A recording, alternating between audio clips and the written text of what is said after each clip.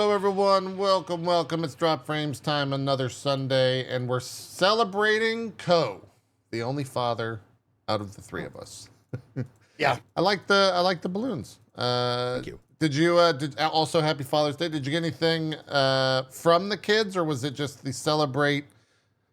Yeah, I got a cake. Oh, what type of cake a little are we? cake. What type of cake? Are we Just rocking? a little lemon cake dealy. Okay. I got some flowers. Yay. Oh, nice. And yeah, love flowers. What flowers? No, I said I love flowers. That's great. I know flowers are awesome. Yeah. And my office smells so good right now. And then my kids made me some fun stuff. And then I get to do a stream tonight. I get to be off bedtime duty. So that's awesome. Oh. Yeah, happy Father's Day to me. Elena's like, yeah, man. Do you want to just play more video games? Yes, I do. That's what I would like. Yes, that's my Father's Day. So there's this game called Dune. Yeah. You're addicted to it in a big way. Zeke, we were talking about your haircut. Yep. You went and what is it? You went and wetted it before, but you're rocking the mohawk now. you got a I mohawk? like it. Yeah, man. Yeah. Yep. Yeah. It's the one hairdo that I can actually like pull off now because, I've got all of it's coming back this way. Like all of that's going away. Yeah. You're just So following the mohawk, natural lines with that. Yeah. Thankfully, this has stayed. Like the up front part has stayed, so I can do that, and it looks okay. No, it looks Looks great. good, man. When I It got fits you on very earlier, well. I at bedhead. I looked like a rooster. Yeah. No, that's when you walked on and turned your camera on, and I was already live, and everyone was like, "Wow, Zeke looks really good with his haircut." So that's what I was saying. Okay. So I was saying you should have left shit. it. You should have left it a little bit long. I didn't have my ears on for you to say it. Well, I mean, yeah, you just walked away. You walked away. Yeah. It's fine. It fits you. Everyone was like, Zeke looks handsome. It fits him. So there you go.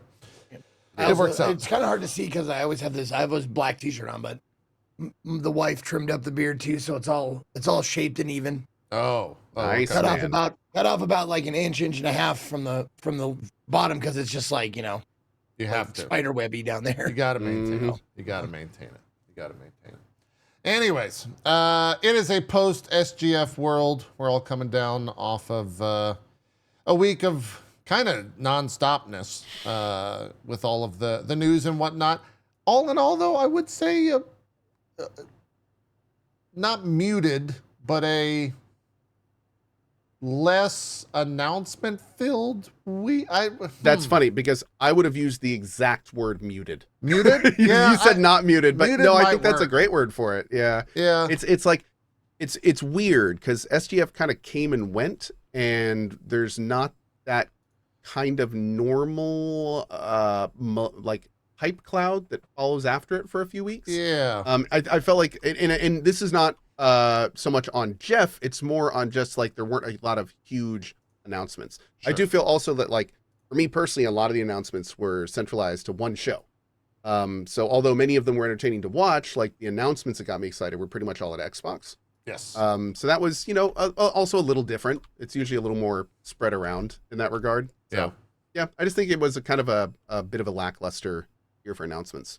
Yeah, I would agree. I think the actual SGF show,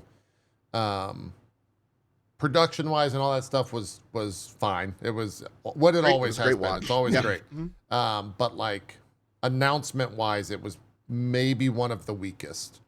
It Didn't seems have a lot like, to work with. Yeah, he didn't have a lot to work with. Maybe Xbox like kept all their stuff to themselves because they had their big show, bet. and Yeah. and Sony had their show right before the day prior. Was that maybe that Right, was the day Tuesday. before they announced it and then did the show in like 2 days. Yeah, It was it was definitely a move. yeah. So he just didn't have much to work with. I don't know if that's a changing of the industry or if that's a reflection of companies are more keen to do it themselves these times, or if it was a one-off type deal. Kind of, for me, puts a spotlight on the Game Awards this year to see if that shifts at all, from announcements to more focus on the awards, or if he tries to hype it up and go big. It'll also be the first time we don't have something Death Stranding 2 related at the Game Awards. Apart from What's it he being gonna up talk from about? awards. Yeah, so no. that's at least one segment he's got to fill. But Very true. yeah, all in all, it was fine. It didn't really have the biggest of announcements, like we already talked about. He did set records, as always. As the Summer Game Fest viewership continues to rise. It was 89%. Good. You know, I was going to ask that. So it was bigger. Yeah, Right. 89%, with 50 million live streams. It's on 89% nice. year-over-year growth. This is according to Stream Charts. And the stat that they're doing 89% year-over-year growth is peak viewership. So Good for them, man. Good for Jeff. yeah, a record high in viewership for the event, which is now in its 6th year. This is all from Variety reporting. I guess I'm kind of reading off. This is a good reminder for me, but Resident Evil Requiem was there, Atomic Heart 2, Scott Pilgrim EX, Mouse PI for Hire, The Game of Thrones, War for Westeros, Marvel's Deadpool VR, 007 First Light, Death Stranding 2 on the Beach, and Arc Raiders were all there. Still a little bit, I hadn't thought about Arc Raiders in a while, and I'm still, that was... How bad is it that I heard the two words together, Arc Raiders, and instantly felt this like... I winced. I winced. Oh yeah, it was there, wasn't it? Yeah. Yeah, I winced a little bit. But I guess we set ourselves up for that with everyone. We did. Yeah. I mean, that's, you know, that's on us as much as it is on them. Everyone hoping for that to get put into a beta or a full release. We did get a release date, October 30th. Is that? I think that's what. Is that Sounds right? rightish. Now I forget if that was the August or October. Or was it? Let me go to Steam real quick. I think it was October. Release date October 30th, it was October 2025. 30th. Yeah, I was gonna say because it was a while away. Yeah, it's Unfortunately. it's a bit away.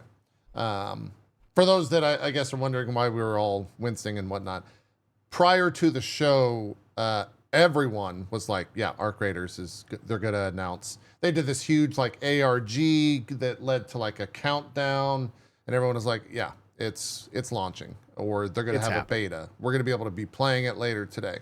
And then all they did was, I guess, that sounds dismissive, but all that they ended up revealing was that it's coming out in October, which is still cool. The issue at hand was that they did way too good of a job hyping up the announcement. They did techniques that people thought they're putting so much effort into this, it isn't a normal announcement. To put it bluntly, a release date is a standard announcement. Yeah. Almost every single game that's ever come out has always gotten a release date announcement. It would also make sense to get release date announcements at SGF. So when people found the date hidden in an EXE that wasn't supposed to be downloaded, that led to a mysterious timer, like they did such a good job hyping it up that nobody thought it could be standard. Yeah. Nobody was like, oh, it's just going to be a release date. This is way too far for just a release date. So it was that was the issue. The issue is that they did too good of a job. And they put up a post apologizing for those that haven't seen it. Oh, really? And they were like, I didn't actually see that. They posted on the Discord and they were like, look, our bad. Like we didn't do a great job managing the hype. You know, we're really, to us internally, that release date's a huge deal.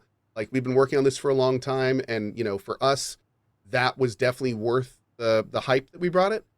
But they were like, we understand that some people were a little frustrated and we'll do better managing the hype in the future, was basically what they said. Do they need to do that? That's arguable. No, like, I don't. No, they didn't need to do that. No. They didn't promise anything, so they didn't fail to deliver on anything. Well, hold on. They didn't promise anything. But one of the things they acknowledge in there is that they mismanaged it. Because what happened is the forums that they are a part of regularly started basically saying all the time, like, shadow drop, it's going to happen. And they never made an announcement that they were wrong. They never tempered expectations. So there is, when you're running something this interesting and this hype generating, to then not like at least make the expectations realistic, and then again drop something kind of as mundane, put it bluntly, as a release date. Did they do something wrong? No, it's not wrong, but that definitely mismanages expectations. You are not setting expectations well. People will be let down by that. Right. And I think that's what they were I get what acknowledging. you're saying. Yeah, I get what you're saying. It just sucks that they felt the need to go like, hey, sorry we didn't like, tell you what was happening or take your expectations and let you down easy. Our bad. It's like you assumed shit. Like you assumed shit, and I'm sorry that we didn't deliver on what you assumed. That's just it sucks. Yeah. And they took a lot, like you can see in the second line, the frustration and disappointment that followed was 100% our fault. That is them being very fall on their sword, which is cool of them. I would not agree with that statement. I think, again, they could have done better, but it doesn't mean they did it wrong. I like that they put out an announcement just saying like, hey, we learned from this.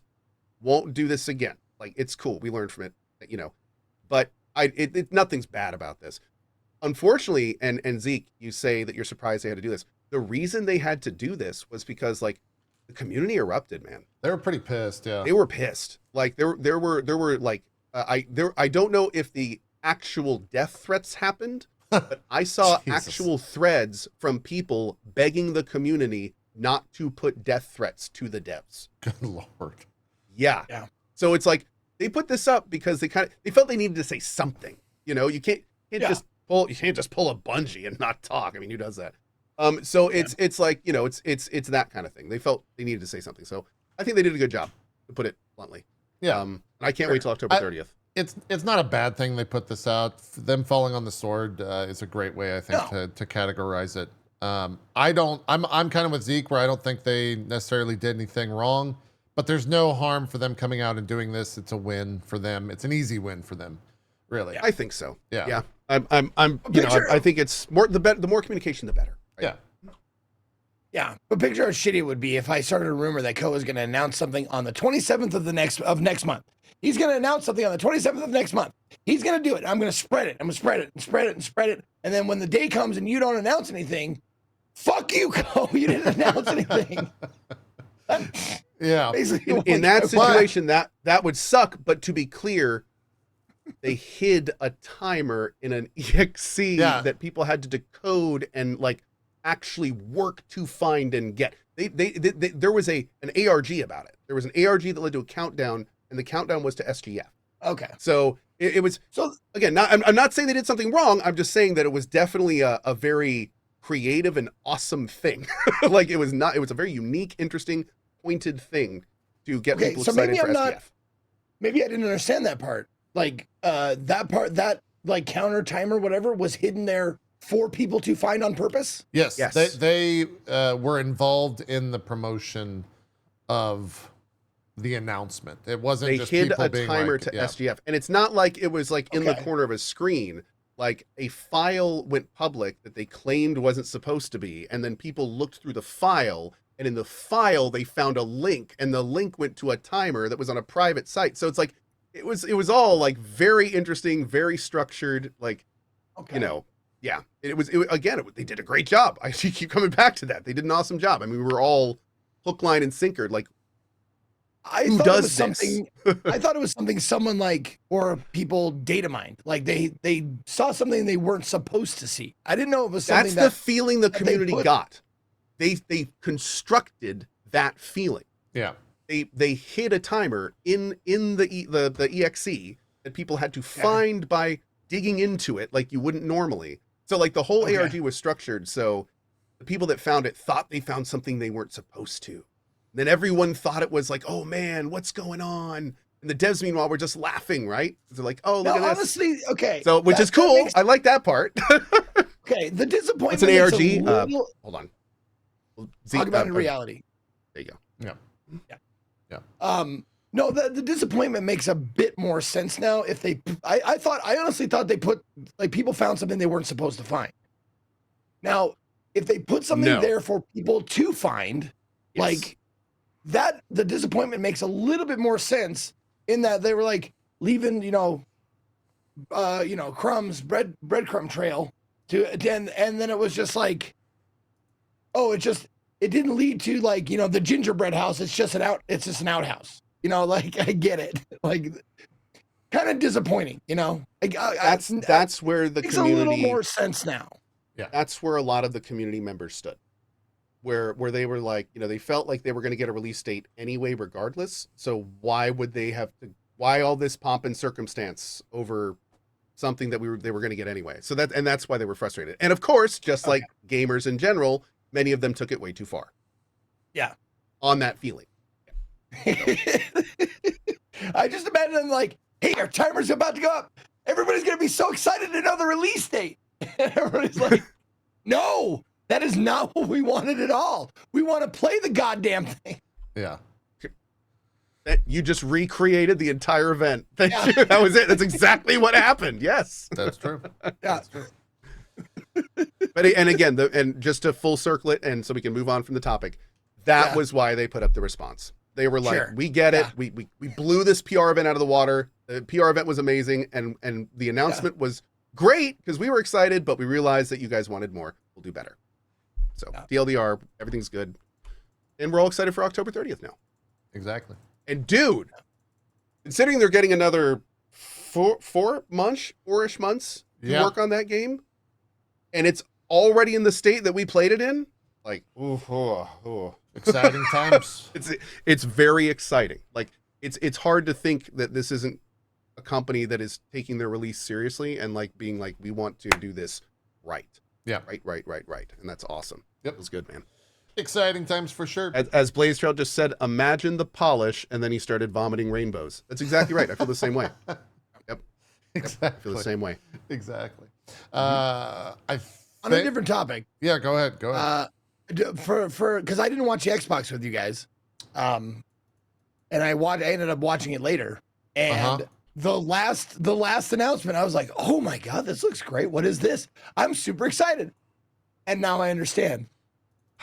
Why the Call of Duty boys were just like, what the fuck is this? Yeah. Because I was excited before, because I had the exact opposite. I was like, oh yeah, oh space, oh this looks crazy. Dude, you should have seen me and JP. Call of Duty, and I was like, oh no.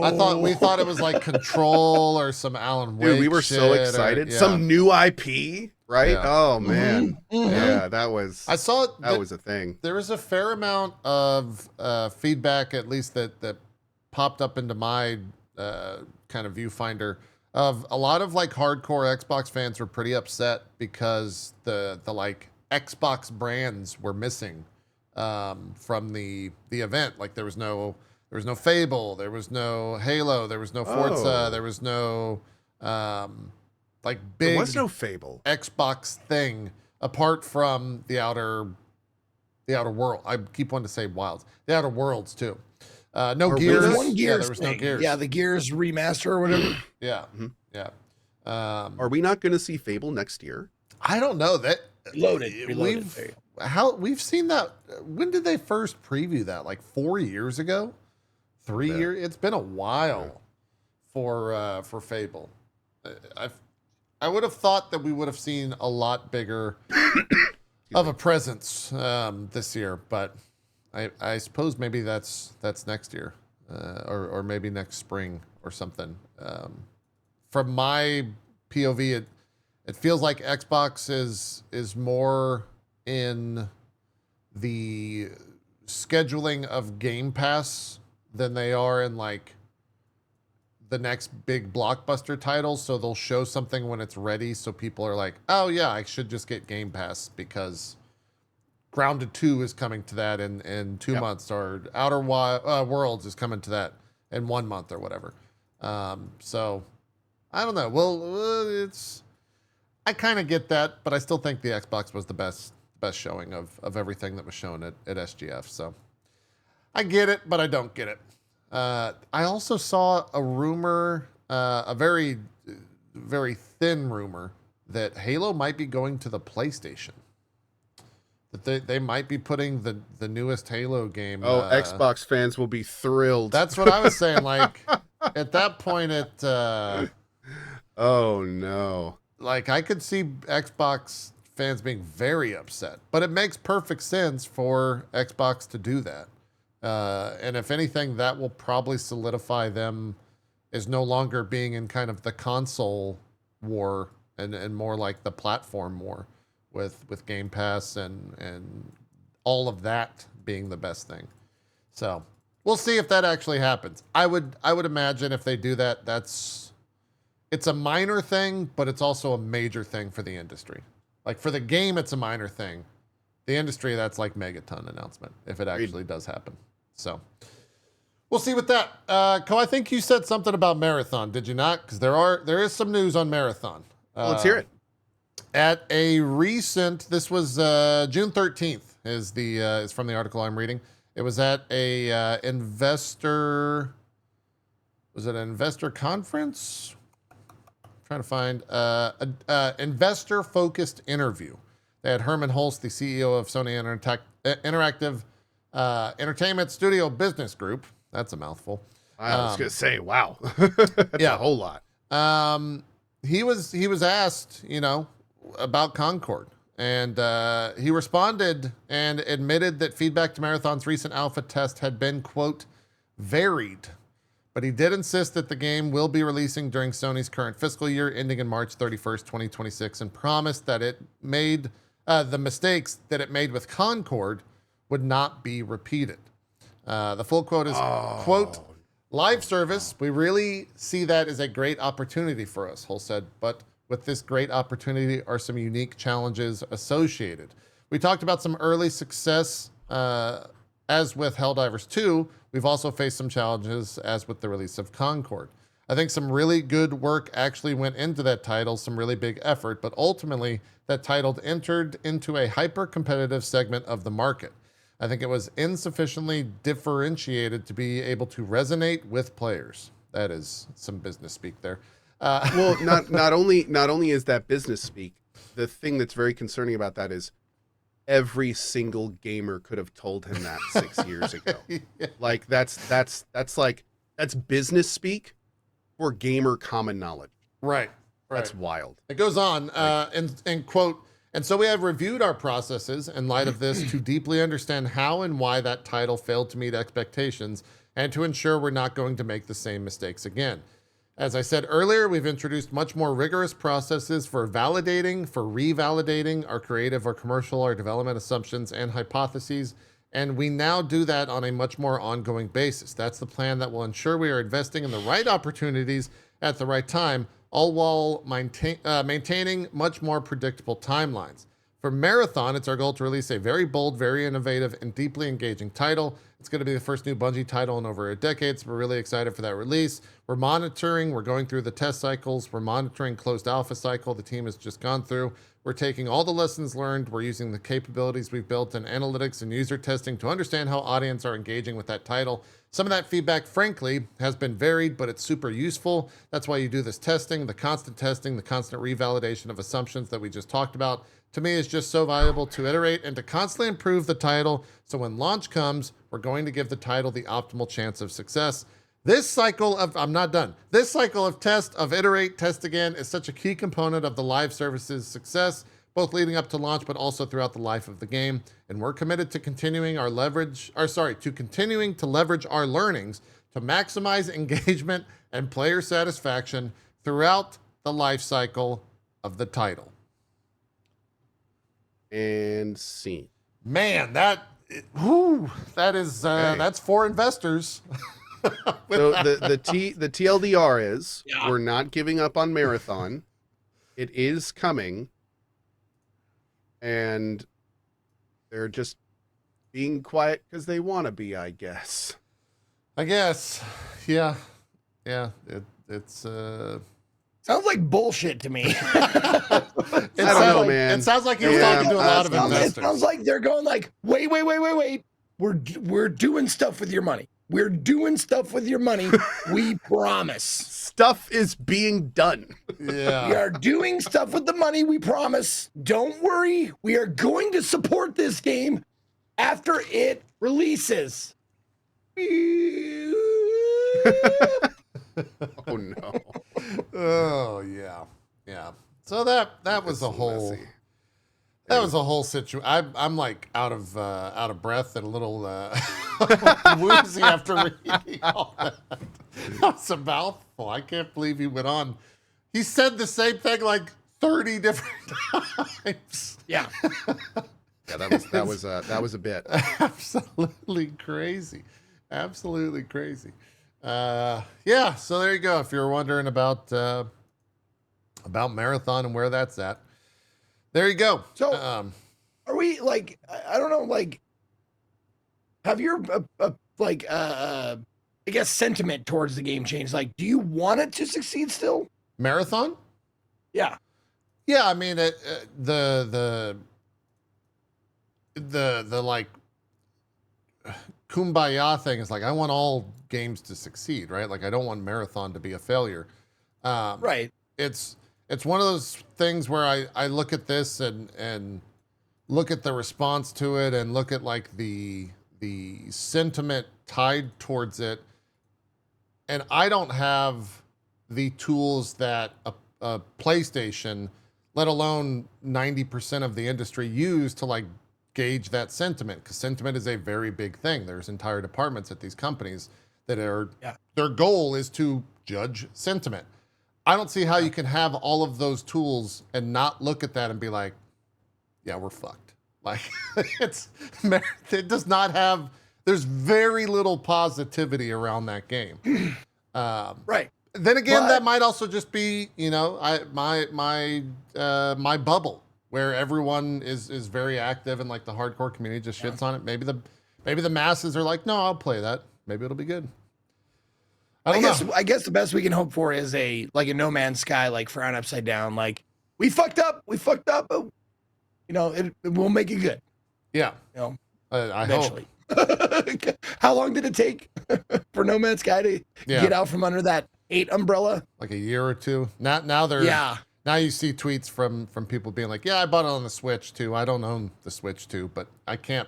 They won't let me give them any more money and haven't for years, so I'll just support them any way possible. But I don't know. Yeah, that's my judgment on the Marathon thing. I would be very surprised if that game launches by the end of their fiscal year and it does like a complete 180. In both like how the game plays and how the game operates, and by kind of proxy, the general sentiment towards that. Because at that point, Arc Raiders would have been out for 6 months, depending on if it releases at the very end of it. And it's automatically already going to be like, you know, tied to that. And it even has like the meme name, which I think stuck with the Art Raiders or whatever. Art Raiders, yeah. Yep. Right. So, yeah. With all that going for it, it's going to be tough. I think so. I haven't played the original. I never played the original Marathons. I don't know what they're like or anything, but I've heard Cohh yap enough about it just to know that like this is nothing like the original, right? Right. I'm asking you, Cohh. Okay. Yes. Well, it's nothing like the original. So maybe that's how they turn this frown upside down. I mean, could be. Do you? I guess to pull on that thread, do you mean in a everything sense or just in the gameplay structure sense? Because like it's still in the Marathon world, right? It's still lore wise. So within what they're that doing, ecosystem, it kind of lore wise, it takes place in the kind of the wreckage of the previous game. The previous game was all about a guy killing aliens. There was some dimensional stuff, some timey stuff, but it was definitely a single player adventure versus aliens, essentially. So this is now a PvPvE extraction shooter that doesn't have many NPCs. So it's immediately a real different flavor. Also, there wasn't really anything about the cybernetics, like that whole cybernetic people thing. That's not in Marathon at all. That's all just new to this. Oh, I thought that was like core to the Marathon vibe. Okay. So that's all. And then the aesthetic is definitely not the same either. So that's where people, there is connectivity material there. They have put in stuff where it's like, yeah, they're in the wreckage of this. This is the old base, this, you know, that kind of stuff. But it's not really to any fundamental degree. It doesn't feel like it. It doesn't really look like it. Yeah. I start to wonder, like, if Marathon ends up coming out and not performing well. How long do PlayStation like chase this live service is important to us trend that they've been doing for a while now? Because they still have, single player games coming out. Ghost of Yotai or whatever is coming out later this year, and they've had Spider-Man 2 and God of War Ragnarok before that and all that stuff. But I just wonder, at what point do they stop and realize, like, okay, let's stick to what we've been doing, and has sold pretty well for us in the past. If this is the last straw, but it might be the remnants of a Jim Ryan initiative or directive, and now that he's no longer there, maybe they shift focus after this. I kind of hope they do. I think live services are the like MOBA of the 2020s in a lot of ways, where there's obviously great ones, but not everyone needs a live service to make money. The big problem that the industry doesn't understand is people don't like live service games. They don't like them. They like the IPs. They like the specific instances. They like Destiny 2. They like Path of Exile. They like Warframe. But they don't like them because they're live service. They like them because they're awesome games they love playing. Sure. So what's weird is we entered this period of time where it's like people thought that they were live service games. People like live service games. Let's get those live service games. And then they just released a whole bunch of games that felt like early access games. That's all it is. They launched super polished early access games that didn't have content, and they were like, we'll give you the content over time, but in many cases still charge you full price. So the whole thing is it's just, yeah, it kind of got corrupted in a lot of ways. But that's why you're not going to see like live service games just succeed everywhere, because people don't like them because of that. They like them because they're really good games that people enjoy. Focus on that part. Yeah, that happens a lot. Like they focus on the wrong thing. Like if you look at BioShock, there's many descriptors that you could give to BioShock, but it's not like, oh, people like FPSs. It's like, that's not why I like BioShock. Right. Well, I think it, if anything, and I would love to get someone like Rami or really anyone with kind of a high position within the industry's point on it, but like in so many ways you can't. I feel like it's so hard to chase trends in the video game industry these days because the trends change faster than the time it takes to develop a AAA game. And so by the time something comes out, we've already, the industry has already like moved on to the next greatest thing. Whereas the thing that you're putting out is like 4 years ago. And so I don't know like how AAA combats that. Whereas you have these do what Rami said. Yeah. But you got like these. Rami said, invest in weird shit. Take weird chances. Yeah. Well, I mean, the answer to your question is you set the trends. Okay, so like true. You find the innovation that sets the next trend, and that's where the whole game design is iterative thing comes in, and that's where that really starts making headway. Yeah. I guess that is. I'm trying to think the last time that like AAA was the trendsetter, but I feel like it's always been AAA hasn't set the trend. Yeah, it's decades. It's always been kind of the basic iteration. The indie or AA driving it. There's been a lot of very solid iteration inside of their kind of respective genres. Like I would say that, for instance, although you could very easily argue that God of War is a standard ARPG, like the playability of God of War was relatively, that was very inspirational for other games moving forward, even though it was a pretty standard implementation. So, and it was very AAA. And there's a lot of situations like that where they're not necessarily trying to innovate a lot, but their implementation is so well done that it's just incredibly solid. Yeah. Somebody said, well, someone said Doom in chat, and I would say, yeah, in most cases, but the last iteration was a bit controversial in that regard. Yeah. I'd say your chat, there's a few people in your chat, JP, that would be the last trend was Overwatch, like that AAA set. Overwatch that I can remember was huge, and it was a completely new thing. Yeah. And it was a trend, and it was amazing. Oh, everyone had the hero shooter for sure. Yeah. Yeah, I guess that kind of would be it. I think you could also look at something like Dark Souls. I don't know which Dark Souls would be the trend setter. I don't know if it'd be I don't think it would be the first one. If anything, Elden Ring might be the trend setter. Up until Elden Ring, Souls was still kind of niche. So Elden Ring might be the trend setter there.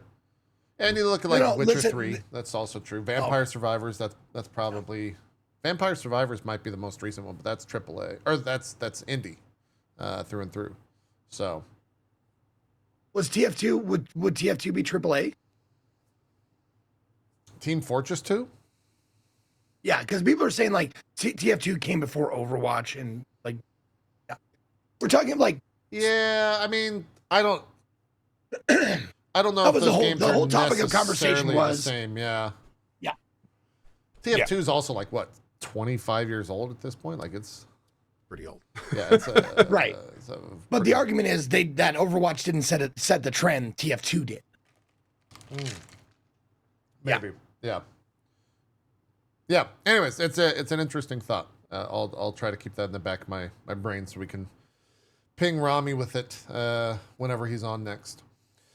Speaking of, I guess Sony first party stuff, they're finally removing the regional restrictions. Oh yeah, on the Steam/PC games. God of War Ragnarok, Last of Us Part 2 Remastered, Spider-Man 2, and Helldivers 2 had almost unceremoniously removed. Like Sony didn't make a post about it. I don't think people just they found it in the updates. They found it when this on the Steam stuff, which is really weird. And I was actually going to ask if there had been an official announcement. I didn't see one. Chat, was there one? Because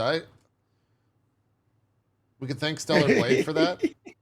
Yeah, I guess that actually is true, right? Like there was so much pushback with Stellar Blade. Maybe Stellar Blade was the thing that made it work. Because that game's obviously that's another news point. Obviously, he's doing very well. all right, I'll do it. All right, JP, I'll do it. What? Okay. What? Thank you, Gooners. Okay. So that's actually someone had to thank him. I will say, who I forget which website it was that led. There was a headline. The article like thank you Gooners for making it. Oh, yeah, God. and like people got pissed at him. They did. Wait, what now? Yeah. There was a website that Gooner Game of the Year. It was PC Gamer Game of the Year for that one. But the funny part was that they had wrote an article a while ago about like the BG3 bear sex scene in like a completely different light. So everyone was very, very rightly being very quick to point that out. Yeah. Very quick to point that out. Yeah, the headline was Gooner Game of the Year. This is PCGamer.com. Gooner Game of the Year, Stellar Blades mods are 41% smut, ensuring gamers will never see the light of heaven. It is apparently always possible for there to be less clothing. That's a way to put it. I love it. Yeah. But this is honestly a case of, okay, this sounds to me like a case of, if people are getting upset about this, it's like, you call, like we were talking about like recently here, like calling a bald guy bald. It's like, he knows he's bald. You just don't say it. You know, that's why I'm so mad. It's like, yeah, we know we're gooners. You just don't call us out. I mean, come on. That's true. Yeah. They're just getting mad at being called what they are. I guess I'm about 30-40% gooner. Like I'm not all the way, but I'm close. I love how Gooner has entered the Lord, the word bank for so many people, and it's so normalized. Dude, are we gonna get like, so we've added this Gooner word to the dictionary dictionary this year? Yeah. Yeah. Well, it's going in. It probably will. It probably Dude, if Will will. Smith can get jiggy and Homer can get dough in the dictionary, Gooner's going in. Yeah. I haven't seen Gooner used by anyone in like, I guess, normal media though. I'm trying to fucking politicians aren't out there being like, yeah, so this gooner voted for me. So how many points do you have with the gooner population? And how do you think we could address the lack of gooner attention? We could somehow maybe bring the gooners under our political umbrella. Yeah. I've heard they're a fan of rising up. Maybe we could rise them in some fashion. I'm still like, it's right around the corner that there's going to be like VTubers made just for campaigns that are going to endorse like candidates and shit. Oh, for political campaigns. Yeah. Like that. Dude, okay. Entering the lexicon. Oh my God. Yeah. Oh yeah. You just gave me the most dystopian idea of a company that just farms YouTube VTuber AI channels. And whenever one of them gets popular, they just sell the advertising on that one to like politicians and brands and stuff. Oh yeah. Is that going to happen? Oh yeah. I don't know. I mean, Iron Mouse was already in front of the U.S. Congress a couple months ago, and had to explain like VTubing or VTubers to the U.S. Congress. So that line has been crossed. Yeah. But I don't think she was being like, and this is gooning. she was talking about whatever. Yeah. Showing screenshots from Stellar Blade. Like, this is the original shot, and this is gooning. Like, this is what she looked like normally, which is pretty provocative, wouldn't you say? Yeah. But now, this unnatural, like, body horror version of her, this is gooning. Just want you to know. Look, I think it's baseball. Baseball's already caught on to like the anime and VTuber world, and now they do like baseball or VTuber themed events at different baseball games. I think like Nikkei Emaru just threw out a pitch. Nikkei did a full-on sponsored thing at was it the Dodgers? It was one of the stadiums, and like her and Celebi, I think Celebi, a couple other folk she threw the first pitch at the game. That's wild, man. Yeah, pretty cool. It was the Padres. Yeah. And I think that's been like kind of the norm in Japan. So they're just kind of bringing it over to the States, but it's slowly getting into everything. Just gooning it up over there, man. They're just gooning it up all day. Gooning it up all over the place. All day. Speaking of gooning it up, Stellar Blade debuted bigly on the PC. I think was it like 180? I think was the last. Yeah, dude, that was wild. Like, my God. Yeah, it's doing good for them, man. Quite well. Let me pull up the chart. 192,000 all-time peak 4 hours ago. Yeah, 4 hours. Oh yeah, man. So congratulations to them. Great game, and congrats to them. Yeah. Apparently that PC port is fantastic. Also, there's mods. That's great to hear. Also, there's mods for it. And that's what that PC Gamer article was referencing. You said 41%, right? 41%. If you go to Nexus Mods and having a logged in account, you can see all the things.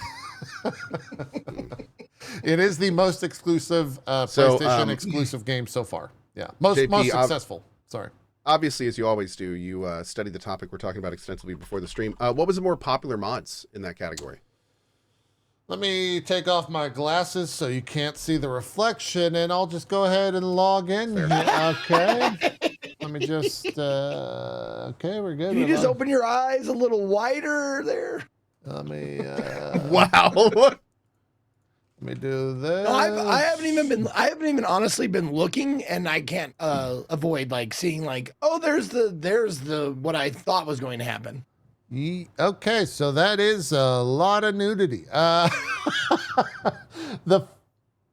think the top one reads Eve with no clothes on, original proportions. Yeah. Okay. Oh, okay.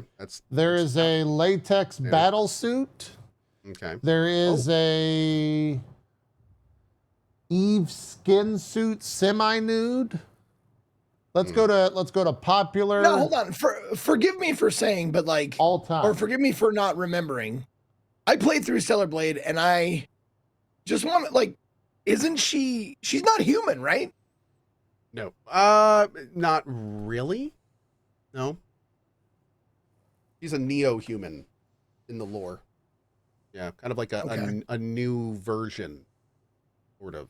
He's not really a traditional. I mean, I don't want to spoil it too much. Yeah. Okay.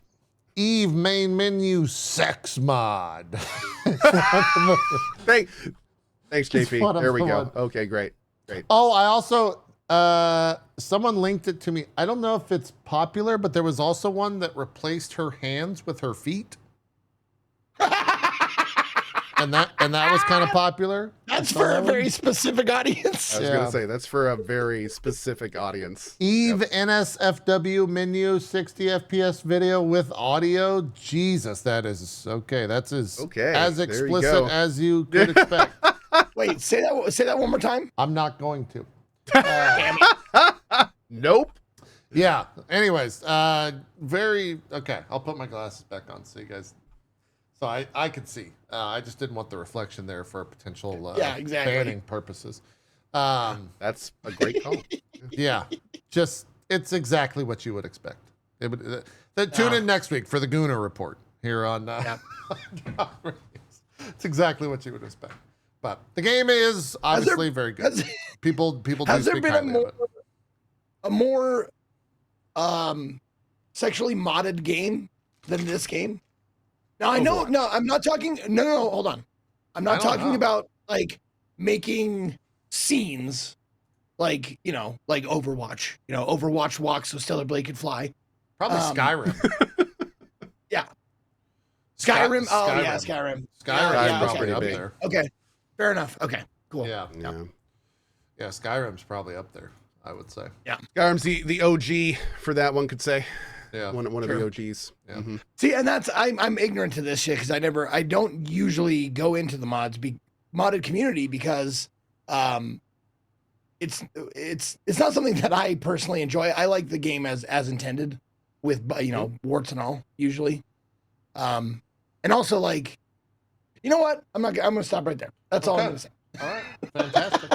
There you go. All right. Yeah. Yeah, I guess Cyberpunk has some as well. I'm pretty sure there's a mod. There might even be one for this guy right here. But Jesse Cox has a mod on Nexus games where you can sleep with his character. And I don't know if this guy has something similar. You might have to subscribe. Well, I to would his hope Patreon. it's on there because I got commissioned to do some voice work for it. I see. I see. Okay, that's awkward. If that's just out there and it never saw. If you have that audio file, do the right thing. Okay, do the right thing. You can sleep with Jesse Cox's character in what? In Cyberpunk. Wait, why would you want to? His crotch was on fire, wasn't it? That's actually it exploded. Yeah. Yeah, there you go. Like I wouldn't. It's Cyberpunk, bro. You can walk down to the gas station and get a new one in 5 minutes. That's true. Okay, sure. That's fair. Okay. I forgot about that. It's true. It's pretty much drive by balls, baby. It's true. It's true. I collected some fun headlines. Here's one of them. GameStop CEO says the company's future isn't in games. Does anyone want to guess? Rebranding to stop. Does anyone want to guess? No, I was gonna. God damn it, I was gonna say like it's rebranding to games. Period. Stop. Period. No, that would have been better. Yours was better. They're going to heavily lean into trading cards as part of its future strategy, according to CEO Ryan Cohen. The funniest part about this whole... Did bro really insinuate that trading cards are not games? Well, I mean, I guess they don't have that. No, I think what he's just insinuating is they're going to sell more trading cards. They don't currently do that. That's what they're going to make their business, though, is focusing on trading cards. Future strategy. Yeah. The funniest thing in this whole thing is the next sentence. The news comes as part of a larger strategy shift to buy and hold a lot of Bitcoin. So, Okay. there you go. There you go. We'll yeah. That's a thing. Oh boy, that's a thing. What else? We're going to take all of the money we have. We have this great business strategy where we put it all on black. And that's what we're going to do. That's what we're going to do. Because you always bet on black. Yeah. That's right. That's right. Fallout Shelter, here's a fun stat, has been downloaded over 230 million times in its 10 years of existence. You don't often think about how successful that was, but I think they were still pushing updates for that game. Are they still pushing updates for that game? Oh yeah. Yeah, there's a new game in-game event. If you log in from the 16th to the 21st of June, which is tomorrow as of this podcast, you can get bonus lunch boxes, Nuka, and more. Tons of content has been added to the game since 2015. I never played it after that like initial thing. Did either of you spend time with Fallout Shelter at all on your old mobile devices? I did a couple of runs of it when it came out. Yeah. Mm-hmm.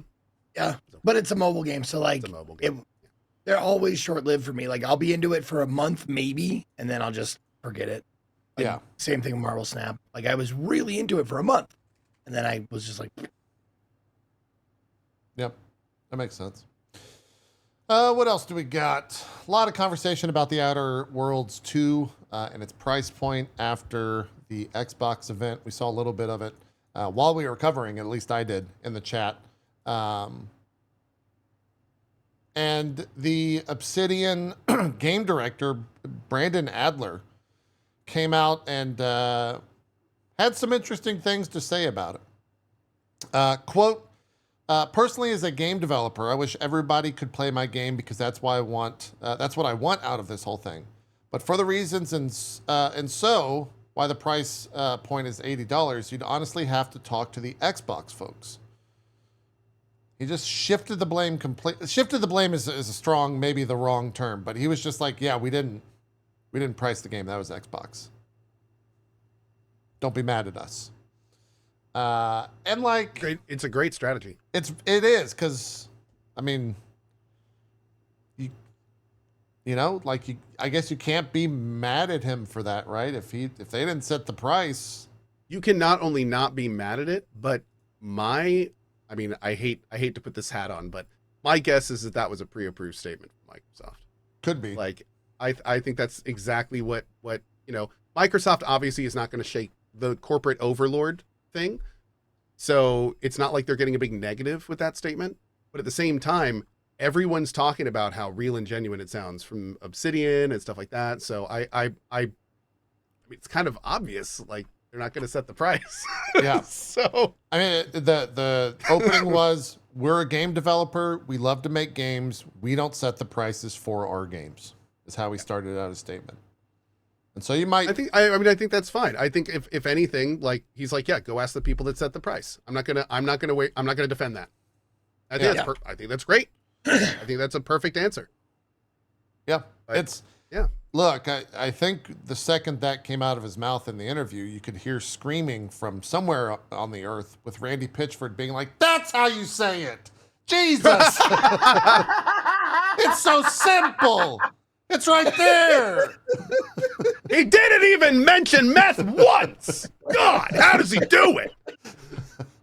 Oh man, that's the low hanging fruit on that whole thing. But yeah, like I kind of appreciate the, appreciate the sentiment. But it is, I very much like that perspective. Convenient.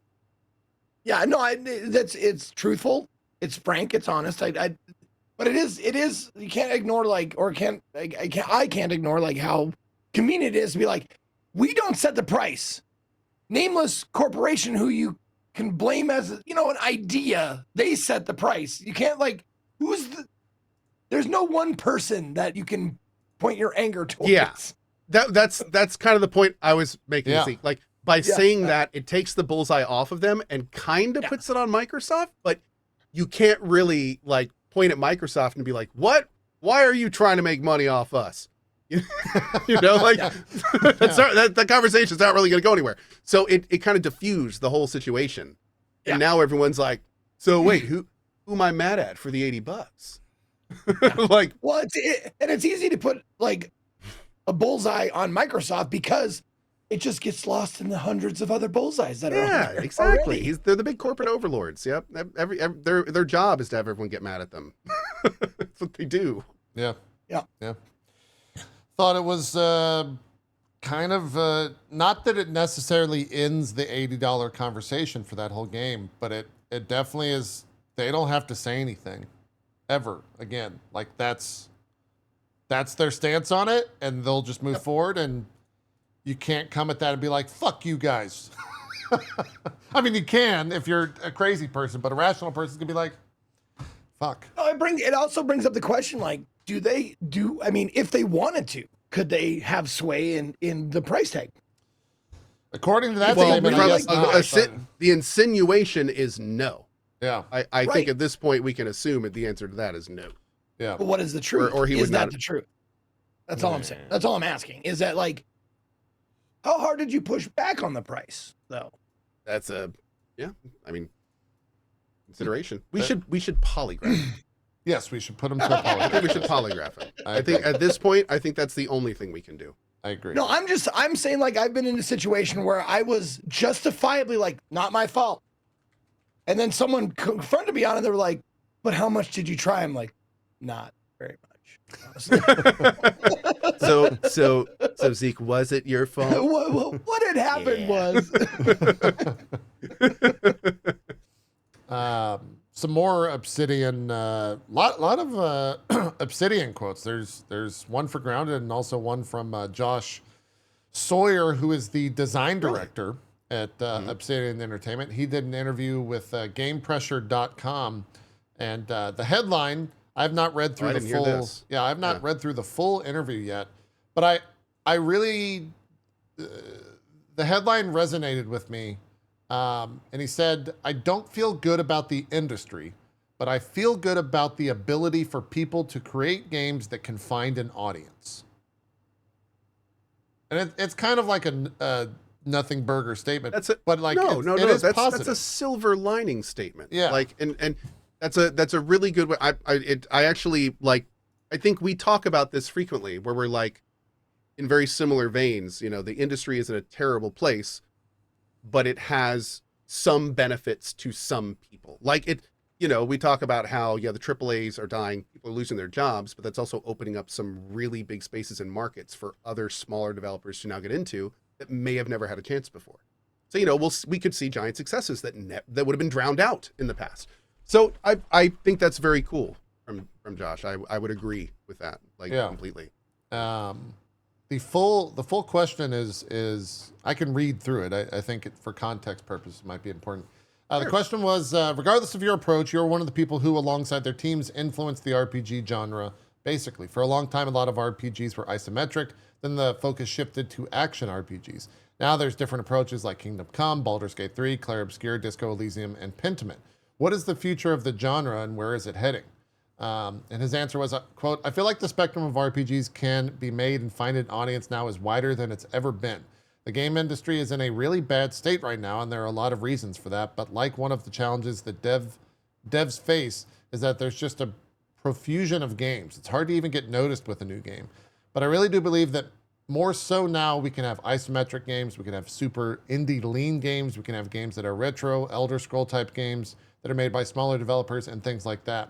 And then we can have the big blockbusters. We can do that stuff too. And yeah, you can have something that's crazy like Avowed or Kingdom Come Deliverance 2 that came out within a week or two of each other. They're both first person and they're also very different.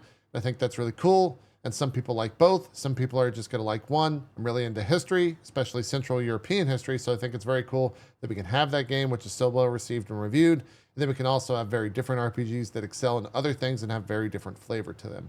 So I don't feel good about the industry, but I feel good about the ability for people to create games that can find an audience as long as they can tailor The resources they spend on that experience for the audience, they can achieve success, and I think that's awesome. Yeah, I think that's a fairly level-headed statement and one that I agree with from Mr. Sawyer over there at Obsidian. Is he one of the founders of Obsidian Co.? What? I don't know if he's one of the founders, but he has been there for almost all their big stuff. He's a cornerstone. Okay, I would say. Got it. Yeah, he's part of the soul over there. Yeah, cool.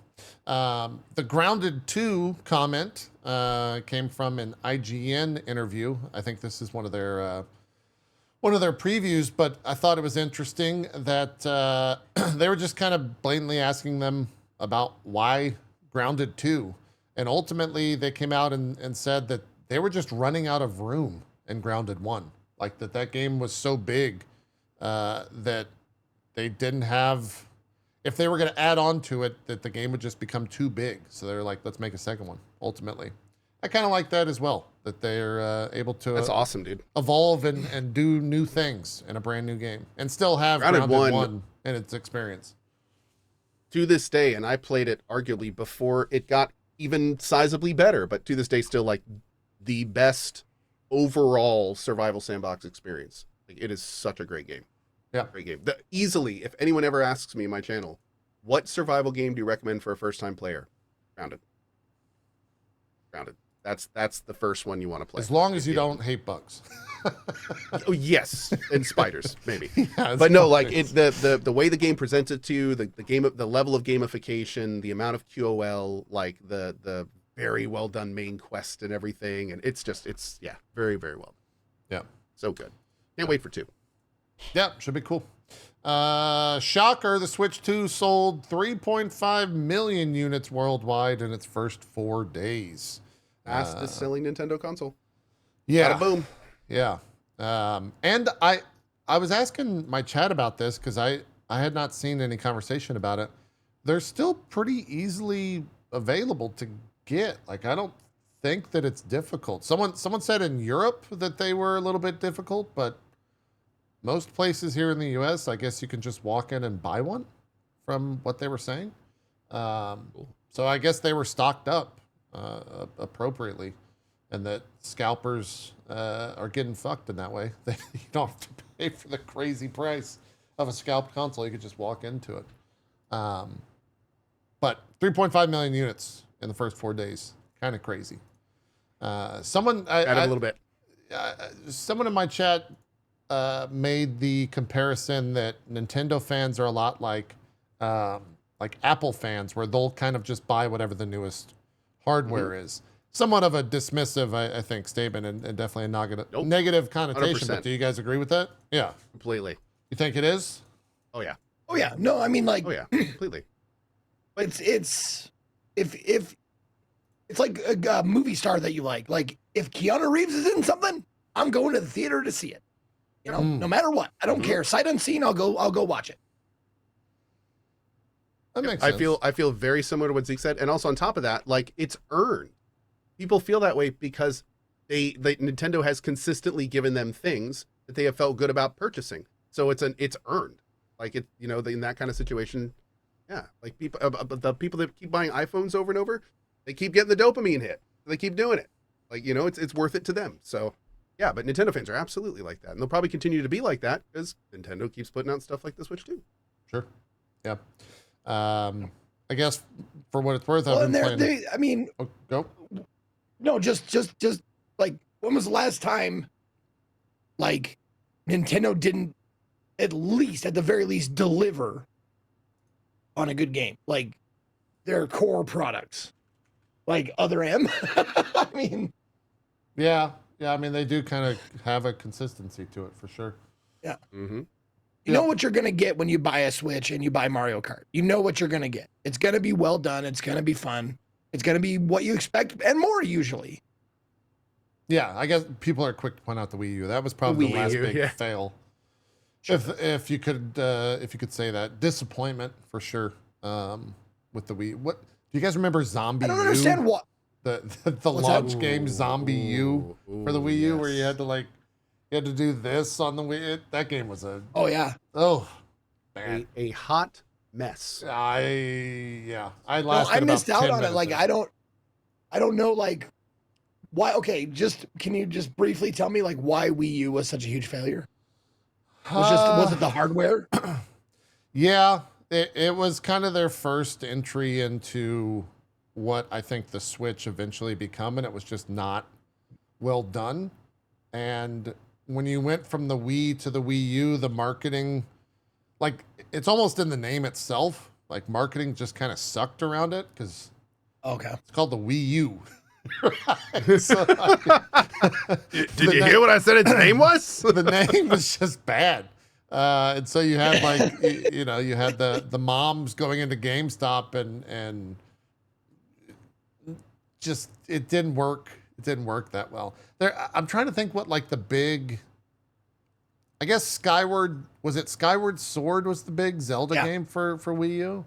Yeah. And that was kind of a lackluster title as well. There was no Wii Sports thing to launch it as well, like the Wii had. It was kind of all over the place. It just didn't have that oomph. It's funny how much like adding U to the title of a console is a bad idea, but just putting 2 next to it is like, oh, it's the next Switch. There it is. Yeah. I mean, PlayStation's been doing it now for what, 5 consoles, and so they've got to figure it out. Xbox S&M might have a thing to say to you about just adding a letter. Yeah, I guess that's true. It's got to be the right one. It's got to be the right one. On the topic of Mario Kart, by the way, go ahead. Zeke, stay away from this game. For people around you, for the house, for your desk's sake, for controller's sake, do not play the new Mario Kart. Ooh. Oh, I wasn't planning. That sounds like a challenge. It is. It is. Man, is it a motherfucker? It's like they took the previous Mario Kart and they're like, what if we pissed off our players even more while they played this game? And that's what happens. Like, it's fun. I've had a lot of fun, but yeah. I follow a few gaming accounts on Twitter and stuff like that. I mean, a lot, but like all the clips that I've seen, like the one that makes the most sense to me is the dude that was like, this game, it's, you don't want to be the best at this game. You want to be second place until first place gets knocked out. Yep. Like you want to just like slow down and follow first place until that first place inevitably gets knocked out. And then if you become first place, slow down and let someone else become first place until the very last part of the very last lap. Yep. And that sounds like a completely different game. It's the best way to play. Like you don't want to be good at it. It's 100% the best way to play. I've been having a relatively fun time with it right now because it's on. We're doing the subathon. It's on the wheel. And so when we do the races, the game's very easy from a multiplayer perspective to just create a room. It gives you a 6 character room code that immediately gets spit out to chat. And then the lobby fills up with 23 other people. And I'm immediately playing people in chat. And like, cool. Within less than 2 minutes, that interaction is awesome.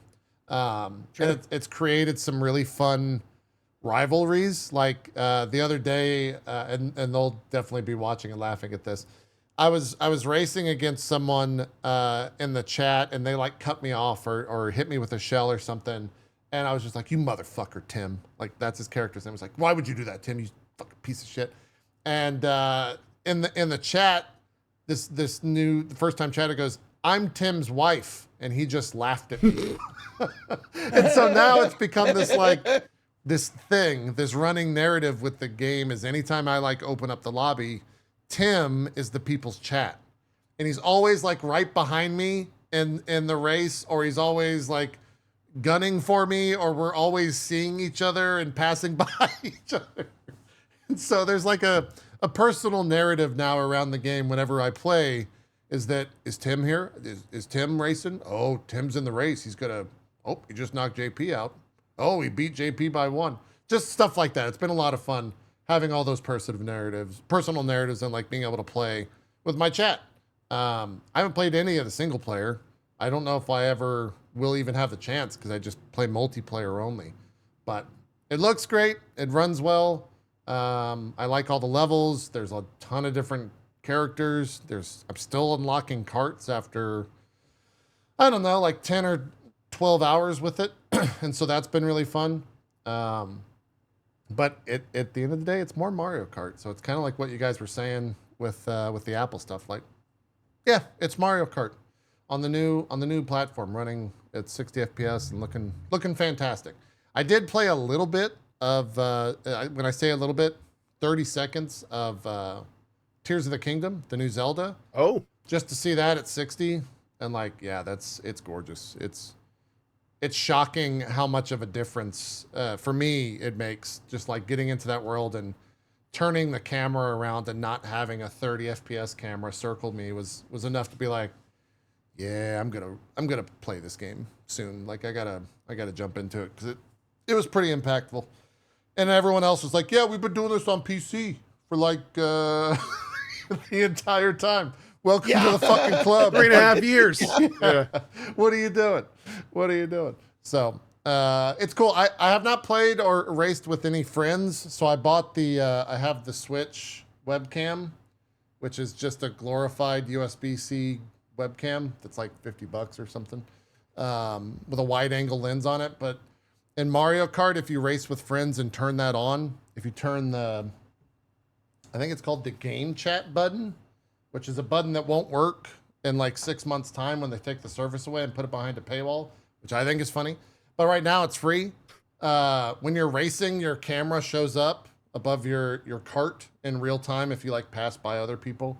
And so I want to set that up with like Strippin or someone that has a Switch too, just to see how that works. It could be kind of fun. And I did get the Pro controller as well. Zeke, you might like, this is a good controller. I don't know if you're like into getting quote unquote the best controllers, but I think you can connect this to a PC. It's good. It feels really good. I enjoy it a lot. I think I might like it better than the Elites. I've always I have a Switch 1 Pro controller and it's fine. Yeah. It feels a little light in my hands. Like that's why I always gravitate towards the Xbox controller, because the Xbox controller has a little more heft to it. Yeah, I don't have my Switch 1. This definitely is heavier. The Elite is definitely heavier by a considerable amount. But yeah, this I do. I had to stop buying Elites. Yeah, just because you were breaking them, or because they were dying. I feel like Elites die pretty quick. I was definitely not good to them like I should have been to a fucking $200 goddamn peripheral. They're a little expensive. No, every time I did that, I'm like, why would you do that? That thing is so expensive. What are you doing, you idiot? It's a little bit less heartbreaking when it's like 60, you know? Yeah. Or what? I don't know what they are now. You know what? I've had old Red. I've had Red for like better part of a year now. Is that an Elite or just a new one? No, it's just a regular one. Yeah, just the regular Xbox S whatever. Okay. I did have to pop the trigger back in because I just had to pop the trigger back in one time. But other than that, it's been perfect. It works great. Okay. Yeah. Fantastic. The last thing I haven't broke something in a while, save that one keyboard, but that doesn't count. We don't count that for whatever reason. Okay. Yeah. But yeah, Switch Pro controller, you said good PC. Hook it up. Yeah. It's good. Yeah. D-pad feels good. I think it's what I'm trying to is it? Did you say you had one yet, Cohh? Switch 2? Switch 2? Nope. I do not have one. No. I'm probably gonna plans to buy one. Soon. I think so. Okay. I'll probably get one eventually. But my games, what games I'm going to play is totally docked right now. I do not have any. No, you can go back on Twitch and find probably find VODs of me losing friends playing Mario Kart. Like, good friends that I had made built up wonderful relationships with, and they're like, we don't want to play, and then we don't want to play with you anymore, and they just kind of drifted apart after that. It's funny you say. I messaged. I was talking with Max Gassy And I was like, yeah, Zeke was like, he lost friends over Mario Kart. And Max was like,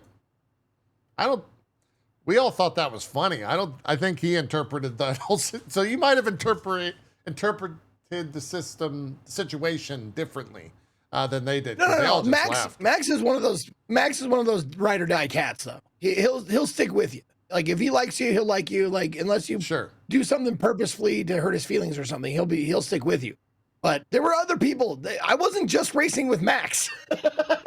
Yeah, Renee and Diction. Yeah, definitely other people. Like we drifted apart after a while. You know, I didn't get invited back to play games with them anymore. Like Fair enough. One of us went a little bit viral this week because of MindsEye. Oh God. Cohh I was wondering. Over here had an experience with that game. Go ahead and Cohh, please tell everyone about your MindsEye experience. Absolutely. So I was there's a game coming out called MindsEye. We had talked about it frequently on this channel. It looked okay. It was like an action game, had some fully mocap, like it could be fun, little sci-fi angle to it. So months ago, when we had already heard about it, they pinged me for one to do not coming out, is out. It's out now. This is before. It was coming out. Oh, I see what you're saying. Okay.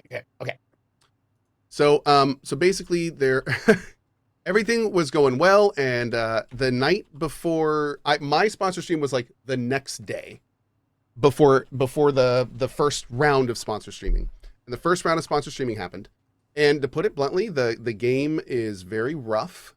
It is buggy. There are numerous issues with it. And, consoles are 30 FPS only. A lot of problems. And so the official reviews were also out at that time. So everything was there had also been some streams from sponsor streams that had gone very poorly. So TLDR, things weren't going well. So 8 o'clock rolls around, the time for my sponsored stream. And I was like, okay, let's do it. I'm gonna try it for my time, and I'm gonna give it the old college try, and we're gonna talk about what we really think about it. And 2 minutes into building shader cache, I look over my chat and there's somebody going, Cohh, check Discord, Cohh, check Discord, Cohh, check Discord. And I look over and the room for the event and everything, they basically said, hey, they want to reschedule. Like everything's off. Like we're canceling. That is the first time that has ever happened to me on stream. Like, I had just spent like 5 minutes setting up the graphics, changing my titles and everything. So I didn't really know how to handle it properly. So I was just kind of like, I was very stunned. Like, again, I hadn't had that happen. It was weird. And that's where the clip came from. The problem is they clipped it right in the middle where I had been talking about it. And the clip kind of ends with me insinuating that maybe I had stopped the sponsored stream because of the fact that we had been talking about the reviews right before it. Mm. So the drama, quote unquote, came from the fact that the clip was cut in a way where people thought I was saying that the MindsEye people were making decisions based on me saying I didn't like the game or something, which of course would be a big deal. That's not what happened at all. That's not how it happened at all. What actually happened is, I'm guessing they saw the reviews and everything were terrible and wanted to stop paying people to promote it. Yeah. I'm fine with that. Like, I'm okay with that.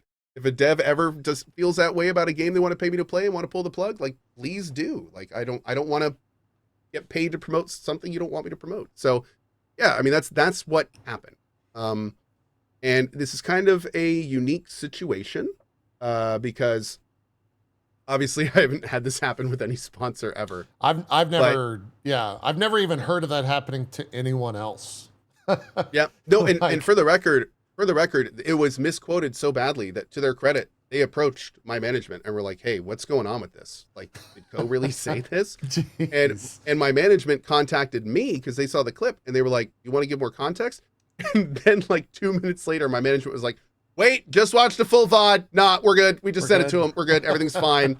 And then surely enough, like everything ended up being completely fine because again, it got clipped out of context. I say in that multiple times, like right after that clip too, I'm like, this is probably for the better. I'm glad this happened. I'm sure they had nothing to do with it. I would not have wanted to do this. You know, like I have no ill will. Somebody was like, are you still going to get paid for this? I was like, no, I wouldn't ask to. Like, I don't want to get paid to promote something they don't want me to promote. Like, that's weird. And that's, you know, so, you know, it's all good and everything's fine. The MindsEye PR/devs were totally cool with everything. So yeah, what my final note to them is I clearly there was a lot of issues with that project. It looks like there's some cool stuff in there. Take it back, keep it cooking, and hopefully we can play it when it meets the Vision TM, because this is clearly not the Vision TM. So, and I wish him luck because I just watched the clip, and a couple of things. The first thing that made me laugh was the fact that you were just like, oh, and then you just fire up Dune. You're like, boop, let me just fire up some Dune real quick. And then the second part was your absolute, like, we've all been in a situation where it's just like, this has never happened before. How do I react? And you get to see Cohh's reaction to like weird shit happening in real time. Yeah. That your shit-eating grin, like the whole time, was just like, it's like when like the co-anchor says "fuck" on the air, and the other guy's like, "Well, okay." And the next up, we've got that's a really good way to say it. Yes, yes, yeah. I mean that's a great way to say it. I couldn't say it much better. Like it's just it's weird because like I went through this entire gambit of, do I need to defend the dev's decision? Do I need to defend my decision? How much do I need to say? What needs to be said? How transparent do I need to be? Do I even, like, everyone needs an answer to this situation, but there's no right way to give an answer to the situation. You do what I think a lot of streamers often do and don't realize it. You become your own PR, right? And you're in real time in your head, and you're just like, okay. Yeah. That's exactly right. Yeah. All right. I got to walk this line here. Okay. Yeah. Okay. Yeah. These people were nice enough and generous enough to give me a sponsorship, but also they fucked up. So how do I make myself not look bad and make them not look too bad either? Fuck. What do I do? I'm just going to play Dune. Here we go. Beep, boop, boop, boop. There you go. Yeah. And that's... Well, damn, Zeke. You know, they say that learning the tricks ruins the magic. Sorry. Did I explain the trick? The magic come on, trick. man. Sorry, buddy. Oh, man. But anyway, Cohh did his part. I thought you handled it. You handled it just fine. Yeah. Yeah. Cohh did his part. And then it went giga viral. I saw it everywhere. Yep. I saw it on... I was definitely pinged for articles. Yep. I saw it on YouTube, TikTok, all the major gaming articles. I saw it on all the like repost Twitter content farm accounts. It was Skill Up's video. It was everywhere. Yeah. It was definitely No, everywhere. it's because it was just a right place, right time thing, because it was already building momentum as a piece of poo-poo. Yes. You know, as far as like functionally. Yeah. Not wrong. And then it was just like, is this game really bad? Is this game really bad? And then it's like, here's your fucking proof right here. Boosh. And it's like, I mean, that notwithstanding, you know, like I don't want to badmouth any sponsors, by the way. You can still sponsor me. I'll play it. If you want me to. I'll play your game. In my game. No shame in my game. Man. But yeah, no, it was just a perfect storm of like, is it? And then this happened. And everyone was like, oh. Yeah. It was a pretty tough situation. I definitely feel for the devs because there's clearly like a lot of the mechanics and a lot of the stuff in the games just works, and then other parts of it just don't. Yeah. It really screams like college student, I did my part of the project. My other guys just smoked weed the whole time. Yeah. Like it screams that kind of situation, and it's really unfortunate. Yeah. It's really unfortunate, man. Yeah, it is. Yeah. There's a lot of clips out there, and like you mentioned, the day, I think it was the day prior, there was already a handful of sponsored streams that did happen.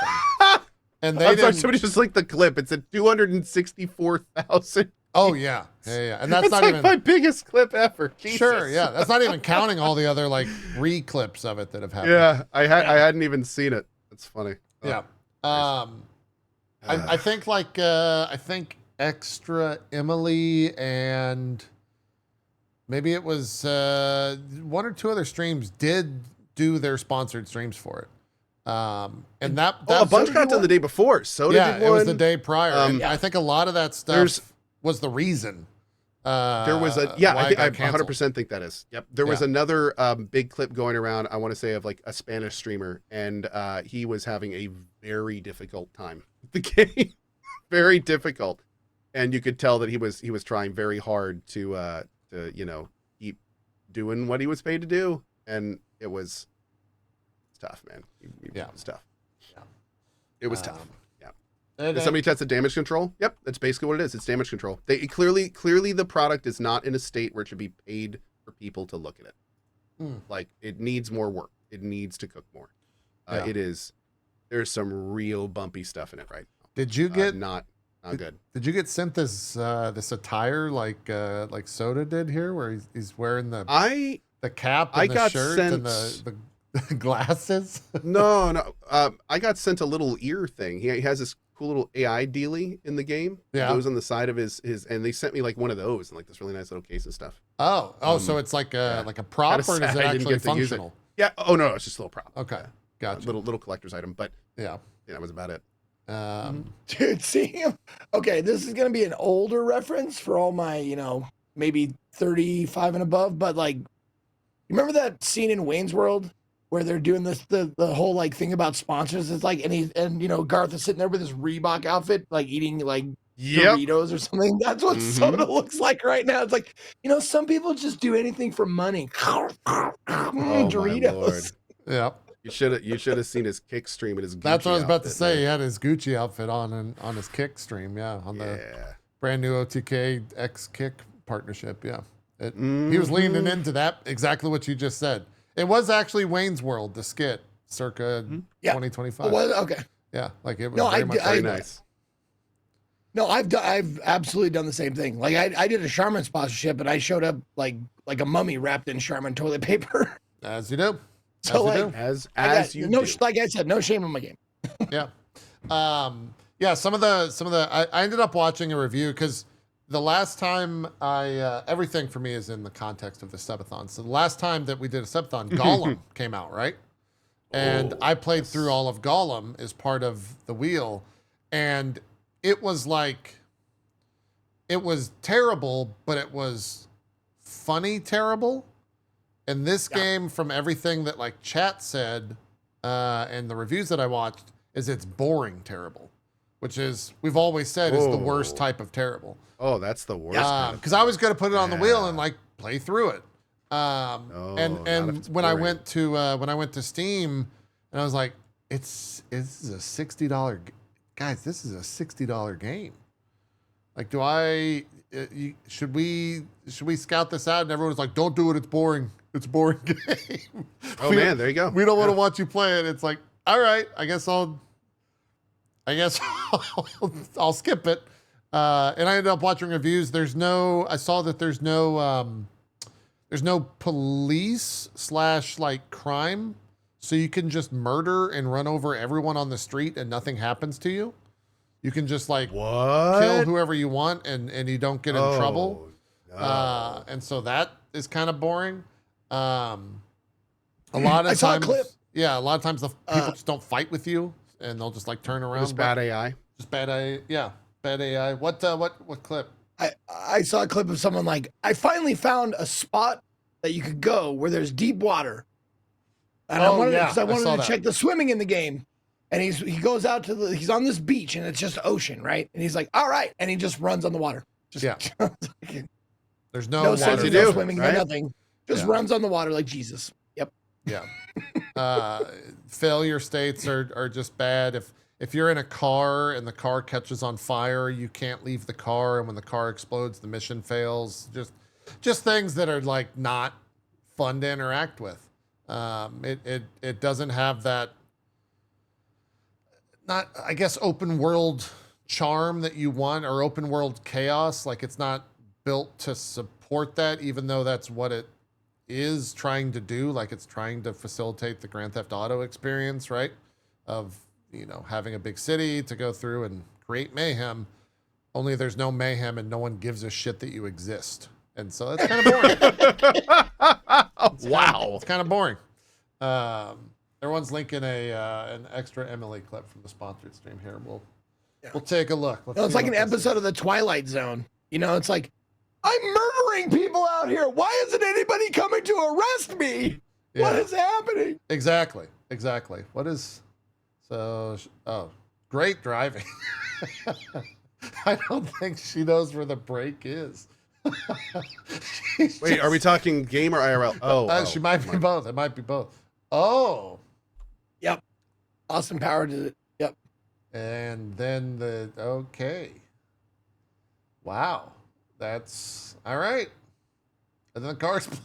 It's great. Fantastic. There you go. There's a reason why the sponsored streams were canceled right there. It's pretty much that. Didn't go so well. Which is, you know, coming off of that incredible E3 or Key 3 Summer Game Fest showcase. Hard to see why the game not that that's any indication. They're completely different experiences, truth be told. But yeah, I had to mention that without question. I wonder if IO was like upset that this was their first like published game. I think this was their first published game because they didn't make the game, but they published it.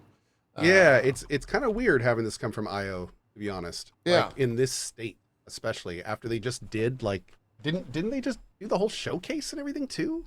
Yeah, like, I don't know, man. Yeah, that was all this past week. It was very strange. Mm-hmm. Like you knew they had to know this was coming to some extent. Like they had to know.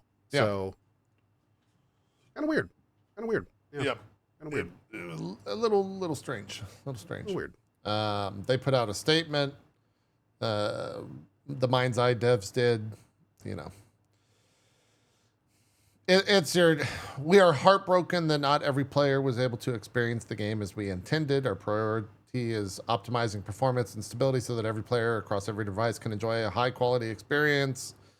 Kind of goes through all that, yada, yada. They talk about everything that they can expect and when they can expect it. I think the first hotfix is already out. They talk about hotfix 2 and give a timeline for all that stuff. But yeah.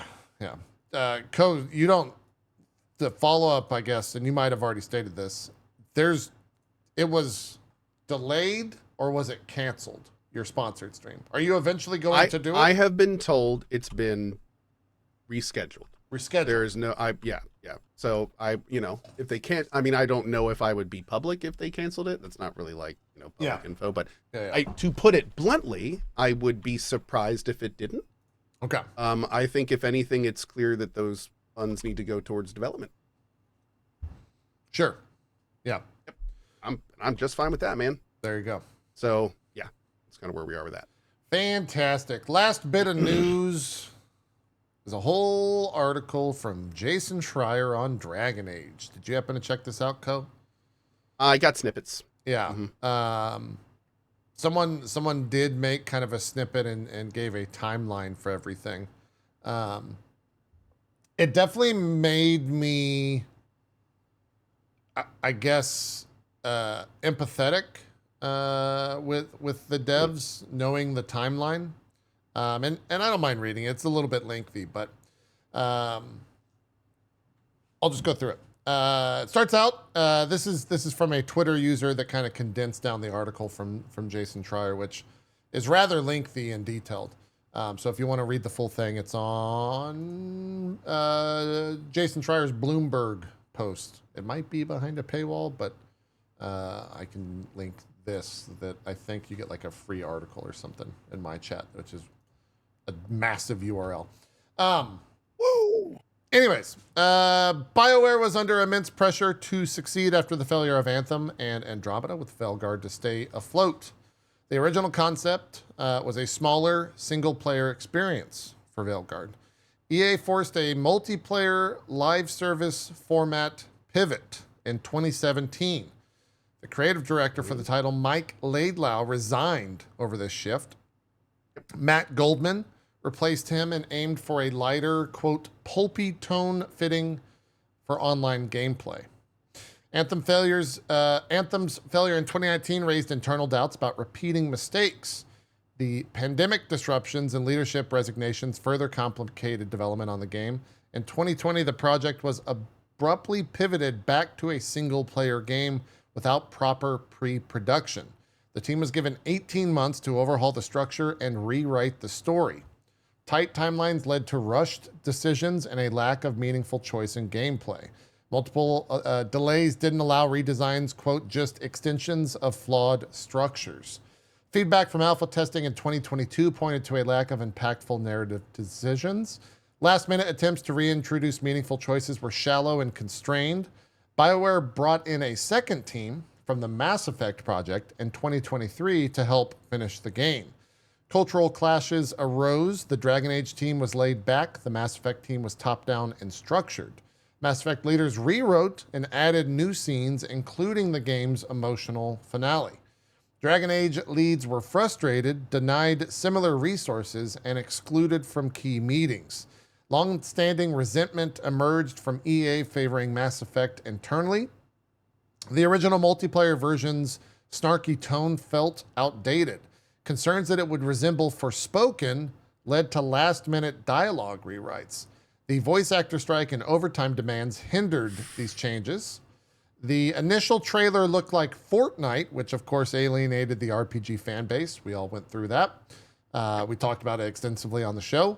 Marketing failed to properly convey the game's actual tone and genre. I think I would agree with that completely. Yeah. Completely. BioWare's future. This is kind of, now we're caught up, at least in time.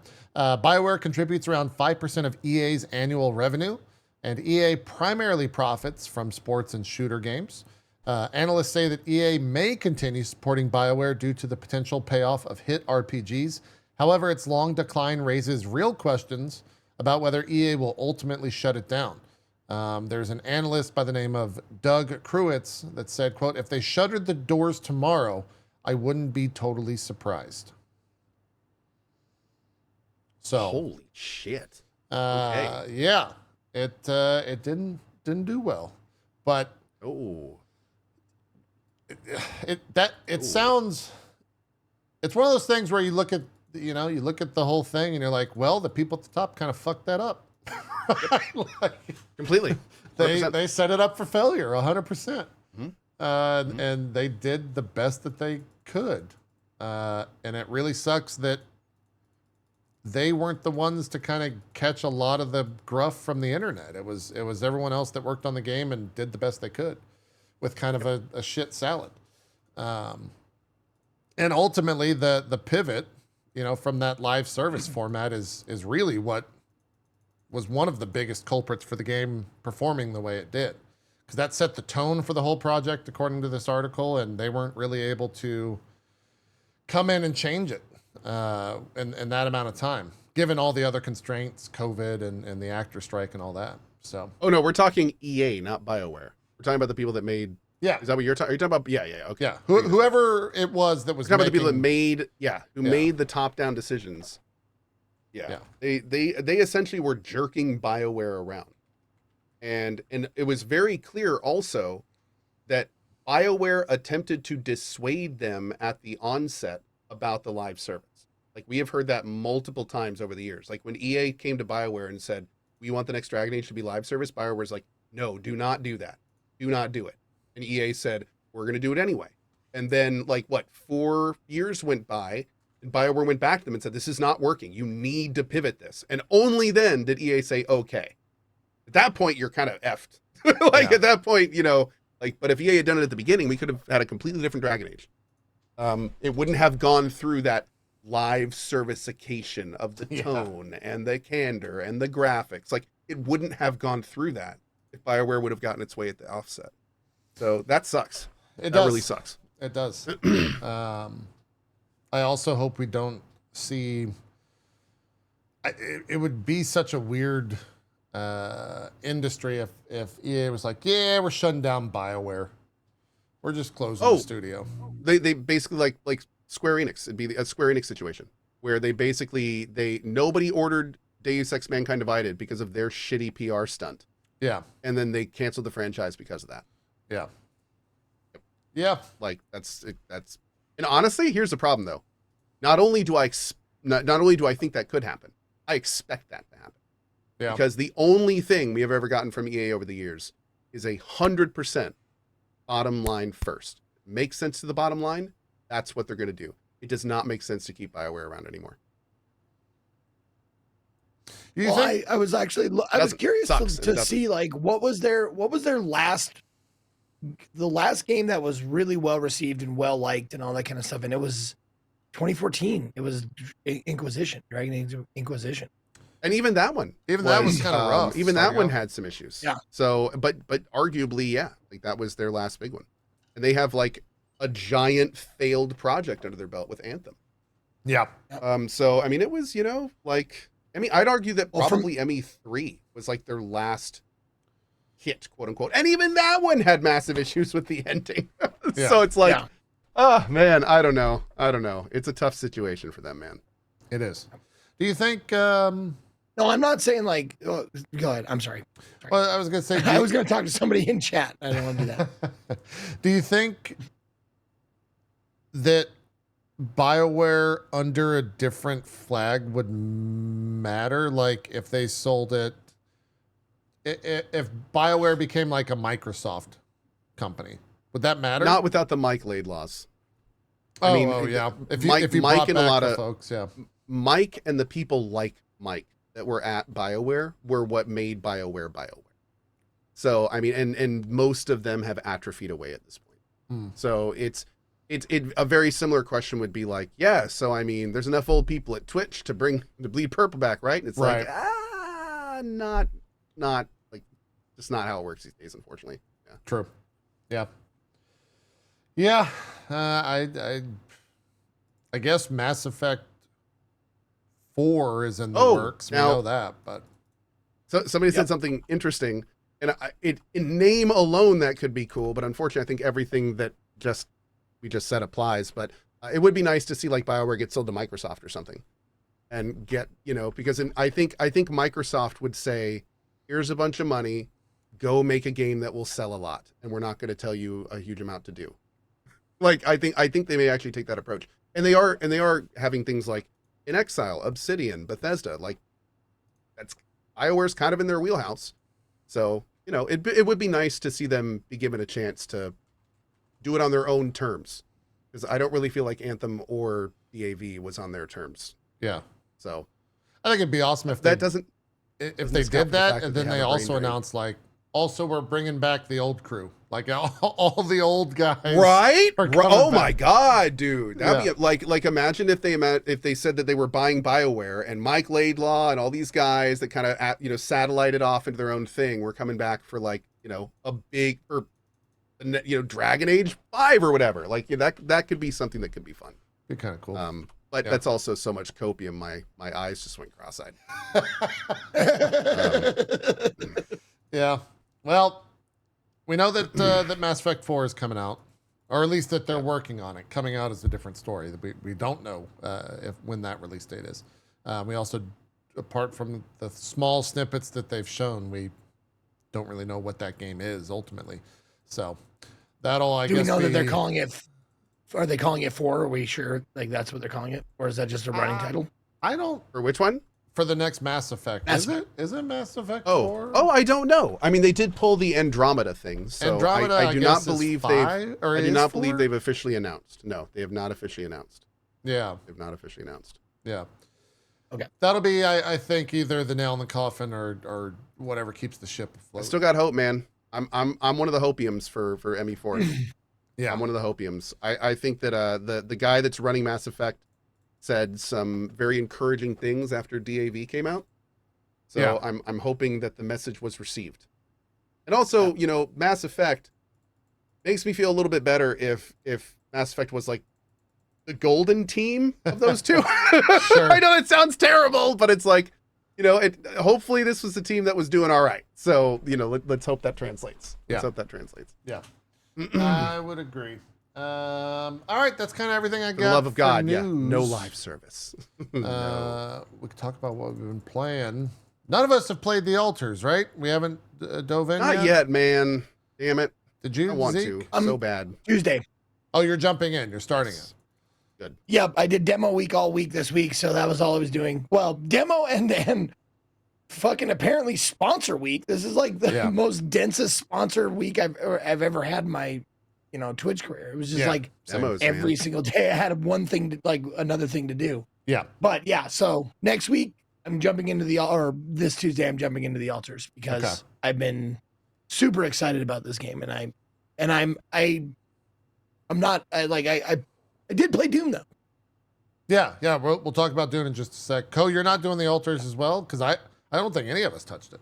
No, I'm not doing the altars right now. I'm going to do the altars, of course. I played the demo. I absolutely loved it. But dude, I have not had an addiction to a game like this in a long time. So it was purely the addiction that kept you away from the altars? I knew that if I started playing the altars, I'd really want to play the altars. And I'm not mentally ready to give it as much focus as I want to currently. I want to really enjoy the altars, but I'm really, really enjoying Dune. So I'm gonna let that candle burn out. I know enough about myself to know how that works. I'll keep having my fun streams in Dune, and there is an end point. Dune is not a forever. I've got like defined goals. So I've just decided to hit those goals, and I've got a laundry list of great games waiting for me, including the altars. That'll probably be the first one up. Cool. Well, then let's talk about Dune. We have all played it. I am done-ish with it. 48 hours in the game. Yeah, man. Very nice. Played with groups. That's a long time, dude. Yeah, I played with a group too, so it exponentially speeds up. You got to the fun parts quicker. The process, yeah, and I do think, I mean, we can jump right into it. I do think there are. You said get to the fun parts quicker. I think there are worse parts, maybe even bad parts of the game that you need to push through. is how I would say. Okay. And basically nothing really matters until you get the ornithopter, in my mind. Yes. The second you are able to fly, the game completely changes, and it's for the better 100% across the board. Everything is more fun when you can fly in that game. The worm, which I have the anecdote you told your child, Cohh, is I'm glad to be a positive force in your child's life. Oh, when it comes to to texting and driving. Yes. Oh, yes. I told my son how important it is not to text and drive, and we talked about the Ballad of JP and the story of the quicksand and the sand bike. Yeah. And we had that discussion. Yeah, and so how that was JP funny. Got to say hello to the worm. I woke up and saw that clip, and I was like, I'm not even upset that half this stuff isn't really the truth. Nope. It's fully embellished. Yeah, It was great. It was good. I think in my story you even used like a flute to lure the worm or something. I don't remember. Something It was, like but that. it was great. Yeah, it was awesome. Yeah. But yeah, ultimately, Good day. if you're gonna play Dune, rush for the ornithopter. I would say, you don't have to do the story until you get the ornithopter for the most part. Okay. I would say it's worth even. It depends on I guess if you consider the trials part of the story. I did all that stuff as soon as I got the ornithopter, and it made going from point A to point B a lot faster, easier. But that's because I'm not super interested in it to begin with. I was skipping a lot of the cutscenes. So that's a me thing. If it's a you thing, do the story if you enjoy it. Don't let me be the one to tell you how to. Now, how have much fun. of the story did you do? Out of curiosity. I am trying to think where I'm at in the story. I finished 2 classes. I unlocked cool. all of the like class trainers. Which ones did you go with? What was your build? Trooper and Mentat is what I have Great finished. call. That's a solid choice. I would have done planetologist. Yeah, I would have done that as well. Had I'd still been playing, but PoE came out. And I'm trying to think what my next like main story was. I finished all the trials. Mm-hmm. And I kind of I did a little bit of like is it safe to call the trials Act 1 and then everything after that Act 2? Does the glutton sound familiar? Yeah, I fought him, yeah. You did the glutton. Yeah. That was enjoyable. So you did the glutton and the paranoid. Yes, yeah. Paranoid was cool. Did you return to your base and get that cutscene after that? Probably, but I was playing multiplayer, so it was the type of thing where they're like, "Come on, man, it's almost nighttime. You gotta go get the dew because the dew is we need water. Go get the water. Get that the actually really sucks. Because I got to admit, this game took on like almost a different connotation after I saw that cutscene. Okay. It was incredibly impactful. Okay. I was like, holy shit! Like they're gonna do cool, weird ass story stuff in this. Okay. Like, does Tiger Shark mean anything to you? No. Yes, just I did see that. So you know, okay. I am planning on playing this on my own because okay. I played a couple of hours and I really enjoyed it. It awesome. That's great. It scratched a survival itch that a game hasn't scratched like properly in a while. Sure. You know? Very cool, this one definitely has and I think the main part about it is that the gathering and building, they made it very streamlined and easy to pick up right away. Yep. So it was like the first thing I built was exactly what I built in like say Valheim or something. It was like build a house, and I was like, okay, 4x4x4x4, done. Yep. And now I can expand on that, but it was like this is how you build a house, and it's super easy and it snaps together, and it's not like like it looks really cool, but it's not like super involved. It's just like here, take out your build gun and build gun a wall. And now build gun a ceiling. And great. That's my only advice. Again, this is more how I play. It doesn't have to be how you play. It might not resonate with you at all. My advice would be like, don't really build a base that you care about until like the 3rd or 4th tier, because you're just going to move immediately. I'll go you one better, JP. I've barely ever in any survival game built a house that I care about. Built a base that I care about. Fair.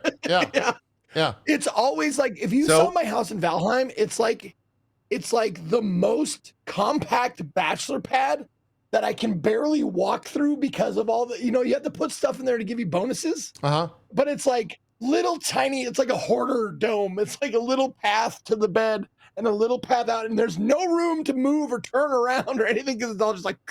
Sure. Yeah. What we're gonna say. So I will say this. There is an entire tool that you can create that blueprints and places your base.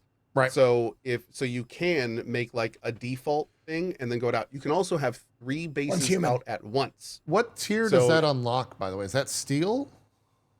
Which one? The like base copy thing. Is it steel or iron? I think it's pretty early. Yeah, I remember it being early, but I was just making sure. It's pretty early in the game. The tier solar replicator is salvage metal. It all takes is salvage metal. That's right at the start. Okay. Yep, right at the start. Yeah. So it's actually start of the game. It's scrap. So that's that, and also like you can also have multiple bases. So JP is absolutely right. Like wherever you build your first base, that's not going to be your end base. But the big thing I tell people about building this game is don't stress it. Like a lot of times in survival games, you do have to stress about base building. Where do I want to put it? Is this in the right place? Is this going to be my big base or a satellite? How much time do I want to spend on it? So what I tell people is like, this game gives you all the tools to just build when you want. Build your main base anywhere and then copy it and go somewhere better. And it's like, and you can do that. So it's very much, they give you a lot of tools to just have fun with it, which is great. Yeah. Oh, that was, I mentioned Once Human because that was one of the best things about Once Human was the copy. That you could just like take the blueprint of your base, take it down, move it somewhere else, build it back up. So if this game has that, fucking perfect. Yeah. I like my base to have like, like everything. Like you build for structure. Like I don't have to move. Yeah. I turn around and there's my crafting and there's my, I love it, dude. This and that. Yeah. That's what I do. I love that kind of base. Yep. That is one of the best ways to do it. Yeah. Function over form. But yeah, no, I'm really like, okay. Full disclosure, I was sponsored for 2 hours, but I think so we was all everybody. were. Yeah. Yeah, exactly. But the fucking first like hour with all the like those cutscenes, the thing that like as someone who I've not read the books, but I have seen all the movies many, many times, like multiple times. I've seen the new ones, the old one. I've seen, the documentaries, the making ofs, Jodorowsky's Dune, all that stuff. I've seen all of them, all the visual media. And this is like, and I watched the series, and as a dude, like I couldn't get through the series. Series was like kind of boring, honestly. The HBO series, you mean? Yeah. But this really feels like Dune. It's really good. With all, like the opening scene, the Gom Jabbar scene, like all of that shit is in there, and it's just like, oh my god, awesome. And it feels good. So I only played it for 2 hours, so I'm super excited to like just veg the fuck out and experience the story. And the reason why I'm telling you this, Cohh Carnage, is so like you don't go overboard in saying names or Gotcha. places. Also, I'd love to invite you to happen. play on my private server if you want a little community to play. Yeah, with. if you want to It's nice, and we'll rebuild, help you out. should Yeah, definitely. I would love for you to join us on our server. It's worth it. In fact, Well- funny enough, they requested that before I did. What's the benefit of playing on a private server? You see people. So first I of all, played we on have a lot. actually I did my sponsor stream because at the time of my sponsor stream they were having server issues, like on public Yes. servers. Like So it was hard to log in, so I found a private server that was open to the public, and that's where I did my thing. Now, There you go. when I play these games, I don't like look forward to interacting with other actual human beings all that much. Yeah. Do I have to do that Not if at all. I went to your server? I literally like interact with people like once every few streams. Outside of them stopping by and saying hi and stuff like that. So you don't like I've been playing Dune 99% solo. Okay. No joke. It's totally fine to do that. The nice thing about a private server is first of all, you know everyone on the server. So like no one on the server is doing any grief building or anything like that. Everyone has super cool bases they're working on, which is fun. Sure. Everyone on the server is really active. So anytime you ask questions in chat, they'll answer that. And then the biggest nice thing about a public server or private server That's right now nice. is you have control when it restarts. And unfortunately, the Funcom servers not only go down more often than private servers, but they also restart at not great times sometimes. So it's just a little more control. But yeah, at the end of the day, your gaming experience is going to be basically identical on either. But if you want a home, we'd love to give you one. Yeah, I would say that'd be great. Can you give me Zeke, the you should play information? it. Discord it to me. Yeah. Play it private for sure, Zeke. I will say if you're wanting to play the game for the end game, play on a public server. Because like we being me, Strippin, Tomato, Gassy, Bruce, I don't know, there's like 15, 20 of us on a private server as well. But the way that the private servers are structured is that there's worlds, and then within each world, there are servers. And all private servers are on one world. There's no public servers within the world.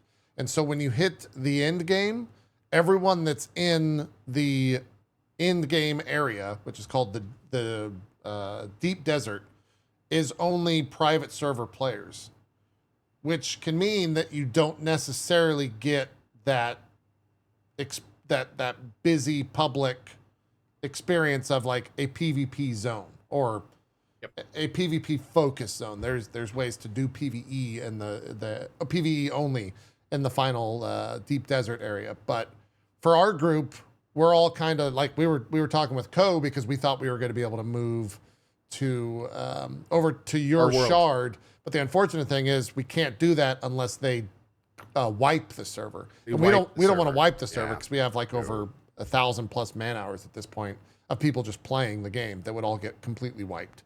But that's more of a us thing. I think Zeke, for your purposes, definitely play on the private server. Okay. Here's what I would say to that. You can't JP, switch though, can you? No, you can't. No, you can't. JP is absolutely right. The public servers are going to be far more in for action in the deep desert. However, that's funny enough. That's kind of a double-edged sword because the way you play, Zeke, you're probably not going to be joining guilds and doing like large-scale PvP and stuff like that. So the less action in the deep desert, the better for you. So you might actually really want to be on a private server, because what JP is talking about is the end game. Yeah, the end game right now in this game is PvP in the deep desert. That's like people that want to play this game for thousands of hours. That's what they want to do. And unfortunately, it's kind of a janky mess. So some people have found ways to have fun with it, but others like me, like I don't do that. I've played this game 70 hours. The only person that I PvP'd is my mod when he tried to jump me when I was in the deep desert the first time. It's the only PvP I've done in the whole game. And I have like 80 hours in it. So, just goes to show you that you don't need to do that at all if you don't want to. Yeah. But for anyone listening, give me the info then, everything JP was absolutely right. And if you do want to do that, make sure you're on a public server. Or wait a bit. Actually, which private server should I be on? JP's or Cohh? I would go Cohh. Totally up to you. Most of the people on ours are getting close to the end of their experience with it. Whereas I think most people on Cohh's will probably keep playing as long as Cohh does, and it sounds like he's got a lot more time in it. Not only that, but there's lots of people on our server that have already said that they're planning on maining this game for the foreseeable future. So if I stop playing, we're going to be leaving not only this server up, but I actually have 4 other servers in the same world that people can roll on. Yeah. So we can all play together in the social hubs, and we'll be keeping. Just out of curiosity, like how spendy is it to get a private server? It's like $50 a month. It's like 50 a month. Nitrato reached out, and we're doing like a thing with them. So we actually may be getting some more servers potentially. Nice. But yeah, I think it's 35 for a 40, which is pretty good. Yep. Yeah. Not really what you'd want private, but Zeke, real talk. If you ping your community and you find like 20-ish people that would want to re-roll with you, like they want to consider setting up your own server. I don't want to play with my community. No, that's a good point. They would just grief the shit out of you and probably just make your experience miserable. They would. I've taught them bad. I'm a bad parent. I've taught them bad habits. I mean, I wouldn't touch that server personally. So no, that makes sense. We're good. I just want to go. I want to play Dune slowly at my own pace without anybody else bothering me. And I want to get eaten by worms, and I want to learn how to get the juice of the Sappho. Yeah. I've had a great time with it. I put the game down at a point that, in retrospect, was rather silly because I ended up dying to the worm twice. When you die to the worm, you lose everything. When I say you lose everything on your person is gone. There's no way to get it back. It's gone for good. You keep your character and all of its levels and everything, but anything that you had on your character, as well as any vehicle you were driving at the time of getting eaten by the worm, you lose. In retrospect, if someone would have just said to me, hey, all this shit you just lost, you're going to replace within 30 minutes and it's not going to be that big of a deal, just keep playing, I would have been like, oh, okay. Instead, I was like, nah, fuck that. I'm going to take like a 2-day break and I'll come back.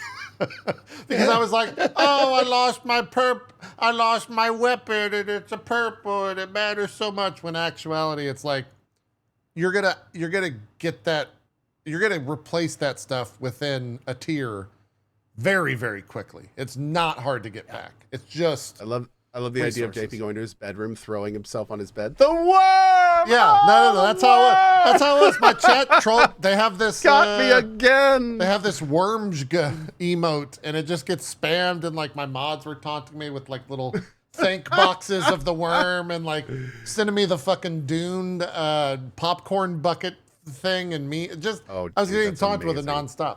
All in good fun. But yeah, I returned to it, and then an hour later, I had everything that I lost and better, and it was just like, oh, well, I didn't lose all that much. And once you hit Ornithopter, once you get flying, you don't really interact with the worm all that much after that. A couple things where you're like, the worm goes from threat when you're moving to threat when you're harvesting, and you do that much less. Yeah. So it's really interesting because the worm, your relationship with it changes throughout the game. So like how you feel about it, how it impacts your life, like how it how it impacts your gameplay. Like it wildly varies throughout the game.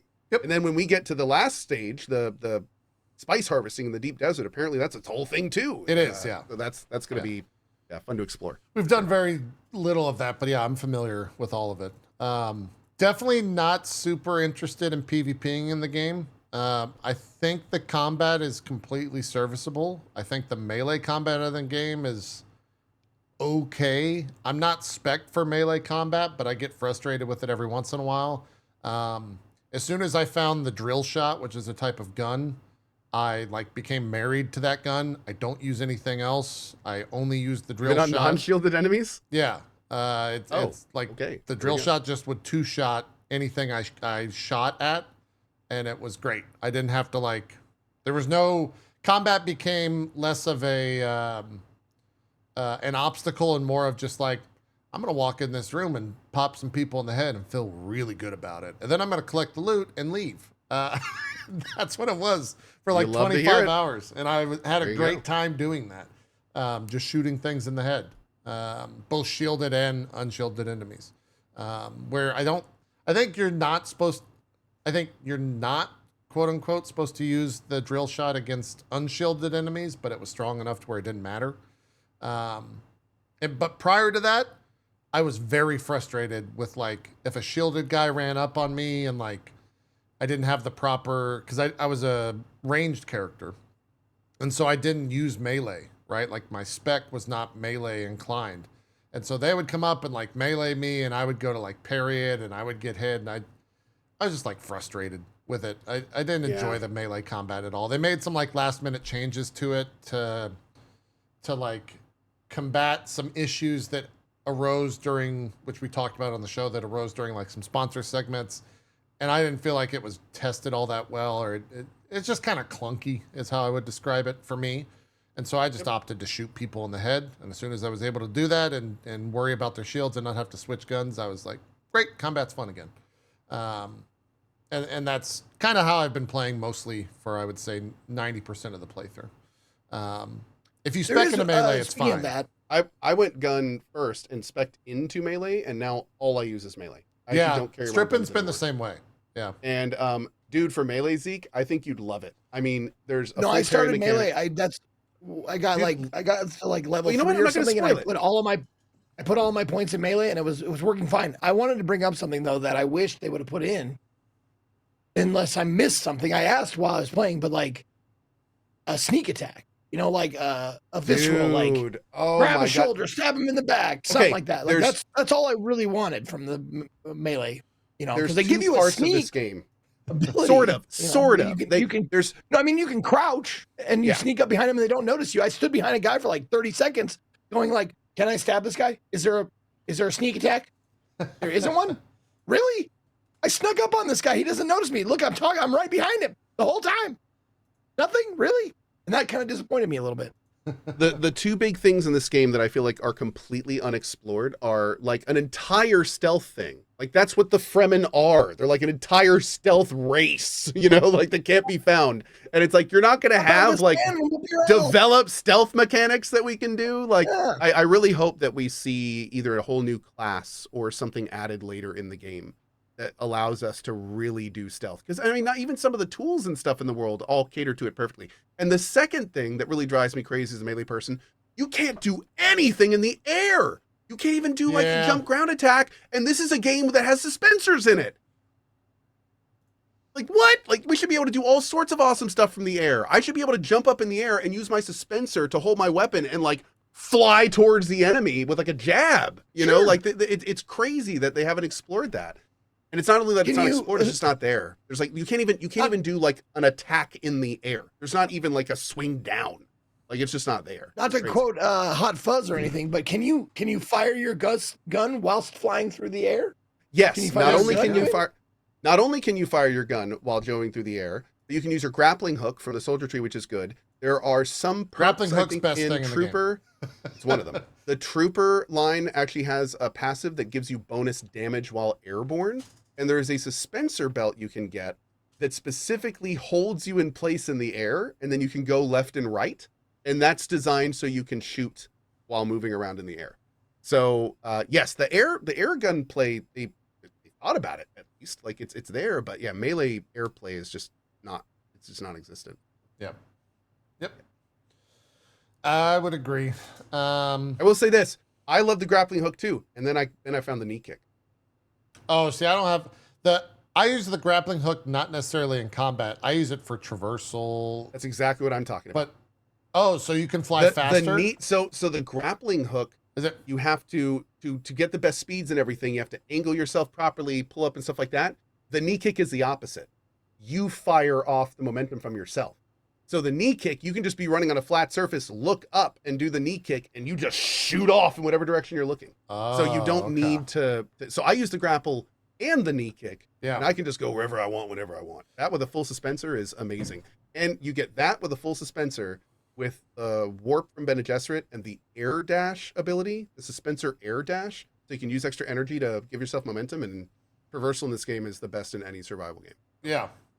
That's awesome. I was having. That's what I said to you. Like one of the first abilities I took was the I don't know, the Bene Gesserit dash, that thing, whatever that's called.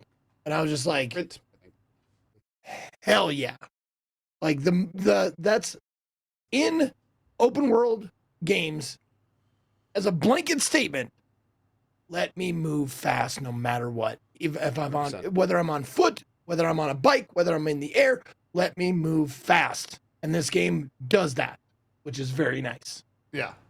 That for me, now getting into the end game, like flying is fun, but the fact that I can personally fly with man, you can just go flying, and it's so fun. It's so fun.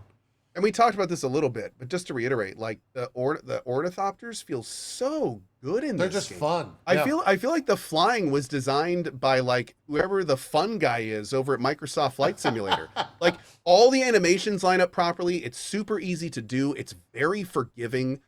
You go into vulture mode and start playing with a keyboard, and you're like doing these crazy dives and barrel rolls and stuff, and all you have to do is tap space, and it perfectly, evenly, beautifully levels out for you wherever you're looking. Like this is definitely a flight system that you can tell was designed with fun being the primary thing, not simulation, not realism, not like fun. Make it fun, and that's what it feels like. It feels very, very freaking fun. I love it, man. I love just gliding through the desert. They make it enjoyable. That's what I did. I equate it to being on a ship in Valheim. Like when you're traveling around in Dune, it's that same feeling where it's like you're not doing too much, but the game is enjoyable enough and the mechanics of traversal are enjoyable enough and it's pretty enough to where it's just like it's just a nice time. Yeah. You don't feel like you're wasting time traveling. No, I spent a long portion of my like end game experience doing exactly this. Just flying around in the deep desert and looking for wrecked crashes because they have really good loot. Yeah. And it's the thrill of losing stuff by like jumping down on the ground and being eaten and things like it was fun. Like I enjoyed it. I never PvP'd. I really do have concerns about PvP for a lot of different reasons gameplay wise. I don't know if it will be enjoyable for just the simple fact, and I was talking with folks when I was streaming it, just the simple fact that any moment you can turn, hit space, float a little bit, grapple to something, and you're flying at like Mach 30 across whatever. And I guess the only option is you shoot them with a sniper, or you get in. I don't know. It seems awkward. One of the most succinct phrases I read that made me kind of like get very concerned about potential PvP in this game is when I read somebody in my chat say that, I have been no-lifing. This was on the 10th, so the game had been out for 5 days. Okay. They said, I've been no-lifing this game since release, me and my guild. We basically just spend all day in the deep desert now. The PvP feels, he said it in his words, feels exactly like everything I hated in Warframe's PvP. Ooh. And I was just, okay. And the worst part was I instantly knew exactly what he meant by that. Because I've tried Warframe PvP, and funny enough, it's very much like you say. The game allows for such quick and fast movement that it becomes almost painful trying to keep up with other humans utilizing that system to try to evade you. It's not really PvP. It feels more like an Osu, if that makes sense. I get you. And like I've wondered frequently with as much dashing and warping and stuff that you can do in this game, like especially when groups are fighting. It's got to be a Like, mess. oh, it's got to be a mess. It's gotta be a mess. Like I don't think I have not yet seen a YouTube video of like an actual 6-on-6, but with as much movement stuff as you can do in this game, it must be weird. Yeah. That's got to be weird. Yep. Warframe has PvP, sort of. They put it in, and then everyone tried it and was like, "This doesn't really work," and then they kind of forgot about it. Path of Exile did the same thing. Yep. It kind of happens in live service games, unless you like build in the PvP, like Destiny, which is a good example of building in the PvP. But unless you really do that, unless it's a foundational element, it's almost always going to be a sideshow. Yeah. So I Yep. Short and sweet of it. You should, if you like survival games, definitely check this out. Definitely play. It's a good time. I put, like I said, 50 hours into it. I'm good for now. My fun now is seeing if my friends are playing, and seeing if my friends are streaming, and then I get in my ornithopter and slowly fly over them while blasting different music. So that the in-game proxy chat, fucking griefer. the in-game proxy chat here's the fucking the slow roar of like any song, really. I like it's the final countdown. I like the final countdown. I like the danger zone. I like there we go. Yes. You play Dude, man, you gotta do the Apocalypse Now. You do the Apocalypse Now, yes. It's great. Tell me you've done the Jaws theme at least once. Yeah. Like, oh yeah. God. Oh, that's Dude, okay. Good. It's great. You just like you just slowly glide in, and then you start the music, and you look at their stream on another monitor, and you see the because they don't hear the ship because you're gliding. You don't make any noise. You just hear the loud music. It's so great. let me just make sure I understand this properly for the Twitch police. You are purposefully putting copyrighted content on other streamers' stream. Is that what I'm hearing here? That's correct. Yes. Yep. Yeah. Yep. Getting their streams muted. Awesome. I don't. No one's been muted yet. Take him out. No one's been muted yet. No one has been muted yet. But that was where the fun factor came from. The in-game stuff would probably throw off any check anyway. Probably like, would. It sounds so garbled coming through the mic. Yeah, it wouldn't do it. I do remember think back. People did that at me in Defiance, and it never picked up. Whenever they do, I will say the in-game VoIP, they need to be able to use VoIP all in menus. Right now, you cannot, and it's fucking awful. It's really abysmal when you're trying to like role play or just have chats with people in game. Anytime you open up a menu, it completely cuts off the mic, and it's really, really, really annoying. Agreed. So that they need to somehow change that, fix that, make it work, whatever the case is. But yeah, playing with the group, had a fantastic time with it. Didn't expect to enjoy it as much as I did. Big same, dude. Oh man, big same. Really was thinking this was going to be like a sponsored stream, maybe check it out for a couple hours after that. And it was like every day I was logging in, excited to go up in tier, excited to build whatever the next structure was, or craft the next gear, or go farm whatever the next thing was. And yeah, had a really good time with it. So I think you're going to enjoy it, Zeke, without question. And you should definitely get on the private server. Just sent you all the info in Discord. Yeah. On that note, I must go.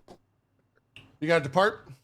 Yeah, I got to go. Got some Dad great. Day stuff I got to go do. No problem. I'm excited to talk about demos. Do some shout outs. Do you have any demos real quick you want to just highlight? Did you even play that many, or you just do No, it? I haven't really done any big demos yet. I mean, Wizard of Legend with you guys was fun. Okay. That was a good time. Right. I'm super excited. One of the games I'm working on, War Torn, has a demo coming out tomorrow. Nice. So I'm 2 days. Super excited about that. But no, outside of that, it's been Dune, man. It's a lot of Dune. Okay. All right. I'm still so addicted, dude. Okay, I found my base place today and spent an hour and a half using multiple fiefs. First, I set it up on the larger pillar, and then I built the bridge out as far as I could, and then I went on the other side and did it as far as I could, and then I had to do foundations and then connect them, and I had to move the fief down the bridge so I could actually like do them together. So it took an hour and a half, but I now have a 4 extended this way, 3 extended this way plot on the very top of 2 pillars that spans the whole thing, and I have an actual connection between them. Nice. Of things that, so I'll be working on that tonight. I wonder if are you building on the ridge near the aluminum? Where are you building? I'm near that area. I'm in Odom. So I'm in the place with the agave. Oh, so you're west. The southwest. You're further west. My ship, my base, I picked it out. So it is literally right next to the deep desert zone in. So you zone in for the deep desert and you just hold spacebar and you float up and it floats right in front of where my hangar's going to be. And then you just push forward. So you're much further west. Okay. All right. Gotcha. Yeah. So it's going to be a thing. Anyway, I got to go. Yeah, no, the show's not ending. I got to go. Everyone else will be here. So thank you as always, guys, for watching. I'll be back tonight, probably in about a few hours for some base building and farming tomfoolery. And of course, next week is going to be more Dune, probably some altars and other fun stuff as we get ready for the slew of game releases coming soon. So anyway, thank you guys very much. Appreciate it, Zeke and JP. And I will see you guys next week, not earlier. Fantastic. See you later. Have a good rest of your day. Happy Father's Day. Happy Father's Day, everybody. Yeah. Have a happy. Call your dads if you haven't, and you can. All right. See you guys later. Bye-bye. Absolutely. Zeke, let's talk demos. I played some demos. You did it. Oh, Yeah. okay. Every time I end my stream, I have a I don't know, a system, whatever, where I end my stream, I go, pet my dogs, talk to my wife, see what's going on, and then I come back and I do answer all the emails and shit, and I turn on a stream from Twitch, and every time I see my follow list, it's just Dune for you. Every single time I tune in, it's like, more Dune, shit. I can't even watch the subathon because I don't want to be spoiled on this shit. Yeah, that was. And then it's Mario Kart, and I'm like, that's even worse.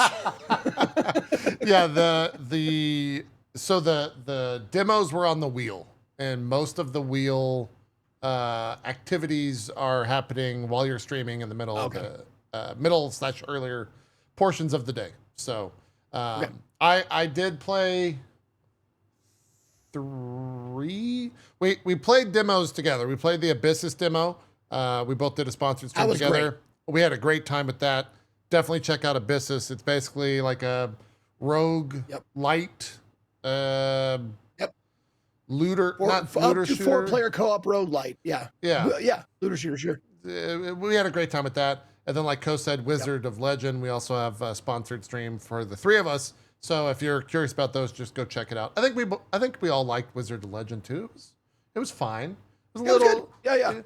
not bare bone. It had mixed reviews, which I didn't look into. I don't know why it had mixed reviews, but it played fine. It was good. Yeah. I didn't mind at all. I thought the bosses were a little ass kicky, but I guess that's supposed to be. We ended up getting them eventually. They were pretty difficult. And then the ones that I played solo.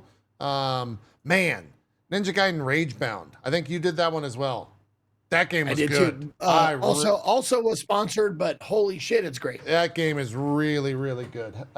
Did you end up beating the demo? I think so. Maybe it said like end of demo. Oh, I think that was yes. This was the wait. Oh no, that was the Abyssus. Never mind. Yeah, I don't remember if I beat the demo or not. Okay, I'll be honest with you. It's very good. I actually will probably check this game out when it launches in August. I thought the demo was fantastic. It was very reminiscent of Ninja Gaiden of old school, but with beautifully drawn and animated art throughout the whole thing. And it also had the difficult that you expect from Ninja Gaiden. Oh, you're going crazy. It had the difficulty that you expect from Ninja Gaiden. Yeah. But it was all on the player just learning to get better, right? Like it didn't feel difficult for difficult sake. It was me not utilizing the mechanics of the game properly, which when you die, I hope it's you can skill-based. differentiate what I'm saying. Yeah, that's a great way to put it. When you die, it's skill-based, exactly. Yeah, no, I absolutely, I say this all the time. It's like, I love when a game has the difficulty where when you die, you feel like it's all your fault and none of the games. Yeah. Absolutely agree. 100%. Good music. Thought the music was great. And you'll hear some tunes. You'll hear some familiar tunes revamped. Yes. For sure. Yeah. From the original NES series. I loved all the mechanics in it. As I got further in the demo and more things started to unlock, it's just really well done. I had a great time with it. Yep. Did you happen to watch the trailers for this showing some of the combat at the end game? Because it it looks like it gets no. real crazy. There's parts where there's like 6 monsters where you're having to like alternate between the types of attacks, and like there's nowhere to land, so you're constantly hitting the ground, and like doing all of that stuff. So the difficulty seems to be there, and I'm very much for it. I'm very much for it. I have no idea what the like. Do you know timeline wise where this takes place? Is this like before all of the main 3D Ninja Gaidens? Because it seems like Ryu like goes to America at the start. I think it's after the events of the NES ones, because he is no longer a student; he's a teacher. Yeah. Because you like in the first, like I don't know if you ever end up playing Ryu, but like you're playing his pupil, like for the first at least a couple hours, if not more. Okay. So I would assume it's afterwards. Got it. Cool. And because the pupil is like super like, oh my God, I get to learn from the Dragon Ninja. Got it. Yeah. Anyways, I was sponsored to play that. So was Zeke, but we both thought it was really good. I finished the demo. And then the other 2 that I played were, I ended up playing Ball Pit. Did you play Ball Pit? I played that. Yep. Oh yeah. Ball Pit's fucking addicting. Like really addicting. Oh yeah. Did you? I've heard. Yeah, I played it and I enjoyed it, but it's maybe I didn't like, I don't want to say I didn't play it right, but maybe I didn't play it right. In that like I thought I was going to be more into it than I was. Yeah. Okay. It's good. Don't get me wrong. It was fun. But like it seemed really repetitive. Yeah. For me, it hit like the, I guess the Vampire Survivor dopamine. Sure. Okay. And I ended up I've cleared the first level with all 3 characters that you can unlock. I built everything in the little like town that you can build. And at this point, like I want more. I want different levels. I want to like the stuff you see here in the video. The towns get massive in terms of what you're able to build and how you're able to interact with all that stuff. Yeah. So I think this game could be very big. You know, I think now looking back on it, I think maybe the reason why it didn't grab me as much is because I didn't give it enough time, because that's kind of, I'm sure there was quite a few games that I would have enjoyed more if I didn't have that frantic energy of demo days, like having 90 plus games to roll from and to move on to. So it's like, if I only played like 5 demos, I probably would have liked the demos that I did check out more. So sure, that probably was a factor. For sure. No, I went back to this one multiple times and have thought about it since then. Like, I wish it would come out faster, because it's the perfect pop in, do a run or 2 game for me and get out, which is what I was looking for. And I think the only other one that I played, let me load up Steam. Dispatch? Oh, well, I did play Baby Steps. Did you play Baby Steps? Yep. I thought I'd like that one more too, but I will watch someone play that because I love the writing and the humor. That's great. The gameplay is, I've come to discover that I will play that for stream, but I will not play it on my own, because it's fun for a little bit to watch me just lose my fucking mind at how frustrating controls are. But I don't like games where you're fighting the controls as the game, like co-op or Getting Over It or Baby Steps or, name a game. Like, I don't like those. I don't like fighting the controls. Gotcha. No, I get it. Let me pull up this. But I love the way it was written and like the very, very like Rick and Morty improvisational style of the dialogue and how it comes out and that kind of stuff. I love that shit. Yeah. That was excellent. But like the gameplay itself, it's going to be something I'll watch somebody else do. So this game was on the wheel for me, and I ended up running. I think it was like 10 minutes. Was the play time that I had, and okay. I I played it, or maybe it was 5 minutes, and I played it for 5 minutes, and I got out of the first little corridor that they spawn you in, and the controls, like you said, like I was fighting the controls, and I was like, okay, I get what they're doing here. This is kind of frustrating. Cool. I'll play it again when it lands on the wheel. Landed on the wheel again, and it was 10 minutes, and I logged in, and chat said that I became a different person, and I went from the beginning to the end, and I never failed. I just did it in one go, and I was like, guys, I did it. And then I was like, we don't have to play it anymore. You did it in one go and got to the end of the demo and never failed. Never failed. Yeah. Are you kidding? Wow. Chat was like, is this even JP playing? Like, everyone in chat was just like, Jeez. What the fuck? I gotta see that VOD, dude. Yeah, like it clicked with me. The movement clicked, and I was just like, all right, I guess I got it. The end of the demo is not all the content in the demo, which I was very quickly told, but I was like, no, I'm good. I finished it. I'm good. I don't need to play more. I don't need to play more to the full game. Yeah. Yep. It's like, you missed so much stuff. It's like, I got to the end. Fuck you. I'm done. Yeah. I got the cowboy hat. And then once I got the cowboy hat, I just walked straight to the end without failing it once. And I was like, all right, okay, I'm good. And that was. Did you play keyboard, mouse, or controller? Controller. People said keyboard and mouse was easier. Okay, I played controller too. I played controller. For people that have not played, just so you understand the control scheme, the triggers on a controller, left and right, are your feet, left foot, right foot. And then the left stick is your body in terms of how much you lean. So you can't just push one way all the way, and you have to alternate your feet as you walk. Yep. And so the way that I did it was like halfway on the stick and alternate feet.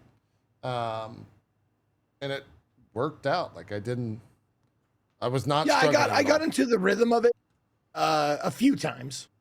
Yeah. But I would accidentally or my foot would get caught on the thing that I was trying to go over. So I would get in rhythm, like left foot, right foot, left foot, right foot, and the right foot would get caught.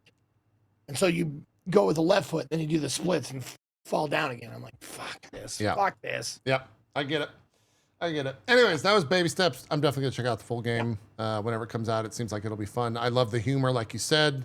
Yep. It's very funny. Seems like they finally got money to kind of make the game that they have always wanted to make. And that's cool, because I've enjoyed a lot of Bennett Foddy's stuff, and I think the other folks that are also working on it. But Bennett Foddy's So the you name never that I'm fell involved. down that. You never fell down that mudslide?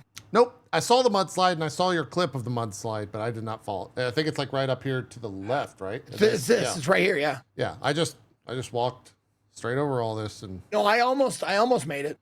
yeah. I think. Once you get to the other side of this, there's some other stuff where you walk up a decent amount, but yeah. It's also fun when you're on the ground just to alternate the sticks back and forth, because you just start fucking the ground and you dry hump the shit out of everything, and it's throwing hilarious. a tantrum like a baby. Yeah, it's really funny. I enjoyed that a lot, but that's that was for me, because I always wondered what JP would look like if he was throwing a tantrum, and that's right. That's what I did.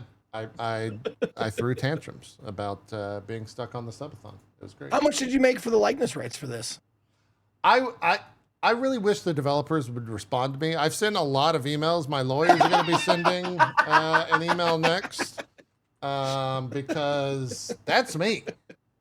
I don't know what the fuck they're doing, but that's me. I know. It even says in the fucking start of the game, before he gets taken away, it says the Netflix, do you want to resume One Piece on the TV?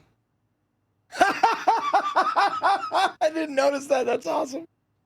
It literally says, do you want to resume One Piece? It's like, I deserve this. That's great.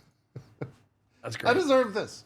Anyways, the last and final, and potentially the one that I'm most excited about. Well, not final. I played Rue Valley. Didn't you play Rue Valley once upon a time? No, it was on my list, but I never played it. I thought I thought you had played that game once upon a time. It's a point and click, right? It's oh god, I'm blanking. What's the game where you have all the Disco Elysium? It's a Disco Elysium like. Oh, okay. Okay, sure. Yeah. I really liked Rue Valley.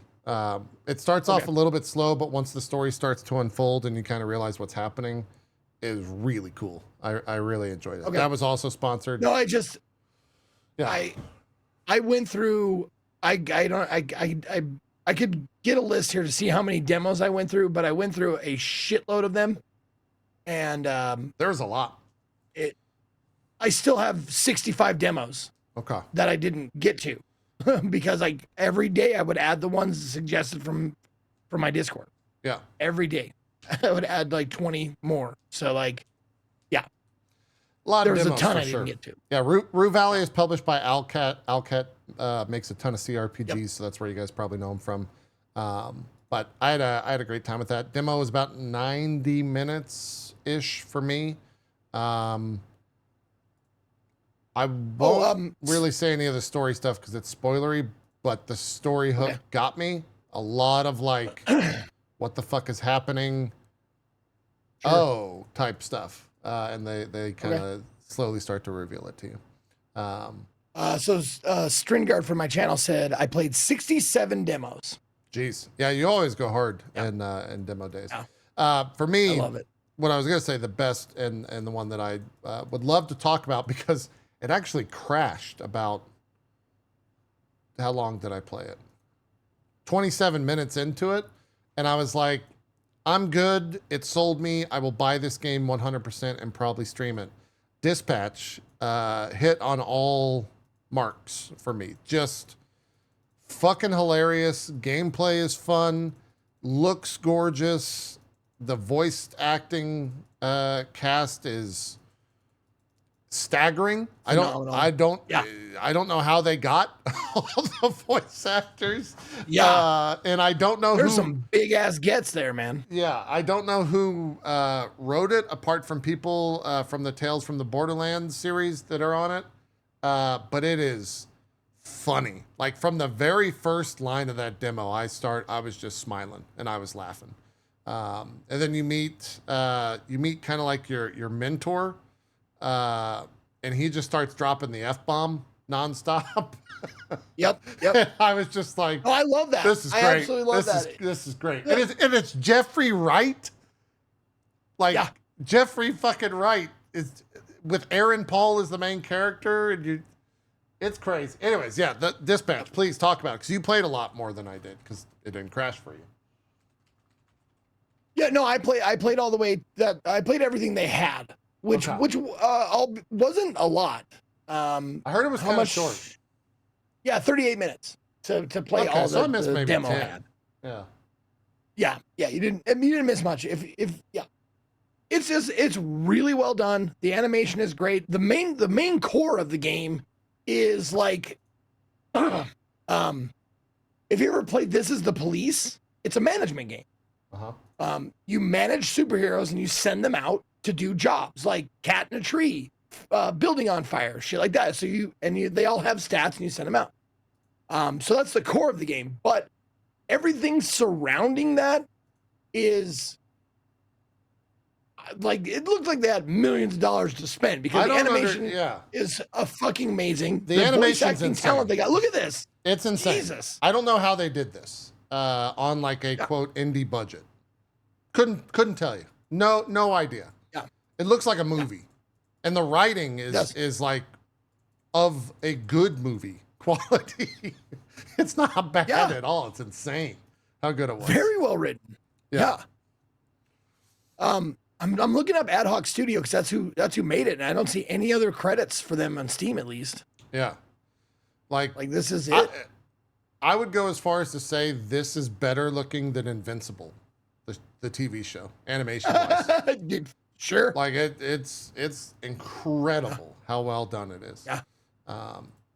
It's very well, good. and the one thing that really stands out for me, like as far as the voice acting and dialogue and script go, it's they give everybody that has lines, they give them their own personalities, but they're not strictly caricatures of what they look like. You know, like even like the big strong dude that like he's on the cover art, you're pissing next to him in the urinal. Yeah. And even him, like he's a big strong dude, but he doesn't like, he's not like big, dumb animal, like, you know, that kind of thing. Like you would expect like a caricature of a strong superhero. Yeah. Like a Hulk, so to speak. And the interaction with him is fantastic because he's like, oh, yeah. It's great. Have it's you thought wonderful. about why they call you Royd? He's like, yeah, because I'm huge. It's like, but the reason they call you Royd is because you do steroids. No, that couldn't be it. That would be really mean-spirited. Yeah. There's no way that's real. And you can answer like, no, that's totally real. Or you can be like, oh, yeah, you're right. That is kind of mean. They wouldn't do that. Yeah. It's so great. Yeah. Yeah. Yeah. And everybody has their own personality and they're not just caricatures. They have, it feels like they feel like real people, which is, you know, it's not often do you see a superhero that doesn't fit into like, you know, a box, which is cool. Well, and as right here, when they introduce you to like your initial team, every single character that got introduced, I was like, I like this character. This sounds fun. Yeah. Like I'm interested in this type of deal. Yeah. Do you think that that these characters get replaced over the course of the game? Do you get more? I don't know how they're going to like handle that. That's the thing. I'm not sure. I'm not sure if you like, you might, what I would assume is that you swap out like one at a time. Like someone would either get killed or like story-wise, plot-wise, something happens to them. And so you have to replace them with a new person, a new hero or something like that. That's what I would assume. Or your roster gets bigger. Yeah, maybe. I think... Because that's what happens in like This Is the Police is like you start with a smaller roster, it gets bigger and bigger, and you can swap out different cops for like better ones or ones you fit better or whatever like that. Yeah. But I mean, however, that's not voice acted. This one for sure Everything was voice acted. So maybe you do stick with these guys because they paid the money for them, you know? Right. To be the voices. So. Yeah. And they have their stats too. So like you probably spend a lot of time building out their stats. Sure. Yeah. Like this guy made me laugh. His name's Punch Up. He's super, super strong, but he's 3'3". 3'3". Yeah.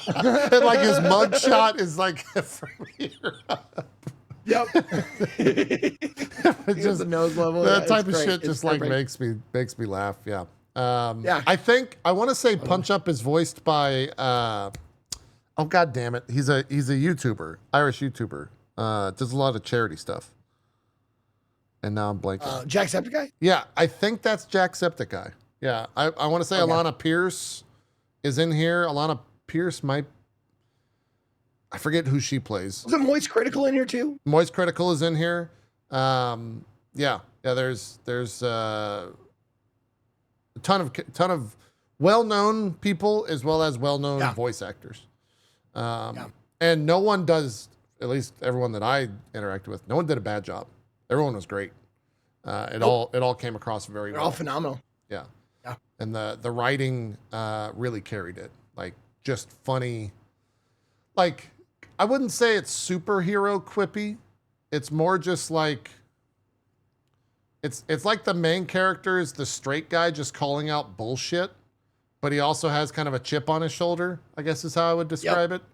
And so he just calls out bullshit as he sees it, and it's funny. Yeah. Well, you play as a guy, you play as like a Tony Stark character who's not super. Yeah. The super part about him is their suit. He was like an Iron Man. And now he needs a job, and this is his job that he has. He does this instead of superhero shit. Yeah. And there's a little bit of a tinge, like they hit on things like people know who your dad is, and apparently your dad was like a big deal within the superhero community. So there's like some stuff going on there, and like they sprinkle in a lot of stuff where you're like, all right, I'm in. Yeah. Like I want to know more of this story. I also thought it was really cool, like when you meet your coworker, your friend, the guy who looks like Black Einstein, the way they explained his power, because he's a speedster. Yes. The way they like constructed what happens. Yes. I don't want to spoil it, but it's like that's a really cool idea. Super smart. Yeah. Also, the fact that he calls him Black Einstein was like, that wasn't a Zeke reference. That the character was like, you look like Black in the game calls Einstein. him that, It's really I said funny. it. Oh, you said it before it happened? No, I said it before it happened. It's like, this guy looks like Einstein, and someone in my chat was like, you can say he's black. It's like, he was in the shadow though. So, and then immediately afterwards, like, you look like Black Einstein. I was like, I see. Yeah. And then again, we already mentioned it. That's Jeffrey Wright. Like, that's fucking Jeffrey Wright. Like, very famous and well-known and also very good actor. And Aaron Paul's the main character, the guy in blue right now on screen. So I hope that they can deliver the full experience on this game. I have no idea how long it's going to be. I would expect hopefully like 7 to 8. I don't know if they could do this whole thing in like for a 30-hour experience. Do you? I don't think that's possible. It might get a little bit overstayed. Management sims can take a while. I mean, it's fairly low. Not intensive. You don't have to animate a bunch. Like, the animated like stuff is fucking phenomenal, but like the main part of the game is just looking at a screen and telling people to go here, go there, go there. Yeah. And stuff like that. The voices are there, but like you could pad out a game a lot with just because this is the screen you look at for most of the game. Right. It's a view of the city and like shit that like little exclamation points pop up and you point and all it shows is just like a little dot like going there. Yeah. Yeah. Very well done. Very, very good. Very good demo. Very sure. high quality and high production values. Definitely, like, it comes across as indie in appearance, but it felt everything but. Like, it is like a double A. If there is, I feel like this is a double A quality production. Triple I. Or triple I. That's also another term for it, I think would work too. Yeah. Very good stuff. But that's all I played. I know you played a shit ton, and I would like to get to those. I'm gonna run down a list of the games that I played that I wrote down, and I'm going to stop at a couple, or I'll go back to a couple that I asterisks as being super good. Okay. So if you want a list of games or a list of demos that I enjoyed that I thought were well done, they're all over the spectrum, like card games and card games and FPS and looter shooters and all kinds of different shit. Okay. But I'm just going to run down the list and then I'm going to come back and tell you the ones I really liked. Okay. So these are the ones I liked. Ninja Gaiden, You Shouldn't Be Here, Brutal John 2, Cinderia, Gloomy Juncture, Abyssus, Ball Pit, Hell Clock, Moon Sigil Atlas, Dispatch, Winnie's Hole, Date Everything, The Trolley Solution, Hirogami, Meat Grinder, Cleared Hot, Tormented Souls 2, Who's at the Door, Metal Eden, Dim Haven, Inkshade, House of Necrosis, Eric's Home, The Stolen Dream, and He Who Watches. Those are the standouts. Just basic standouts. Now, there's a few I would like to talk about. We already talked about Ninja Gaiden. Yep. I would like to mention, let's see, Cinderia. Oh, Cinderia is if you like Cult of the Lamb, you'll like Cinderia. That's all I really need to say about that.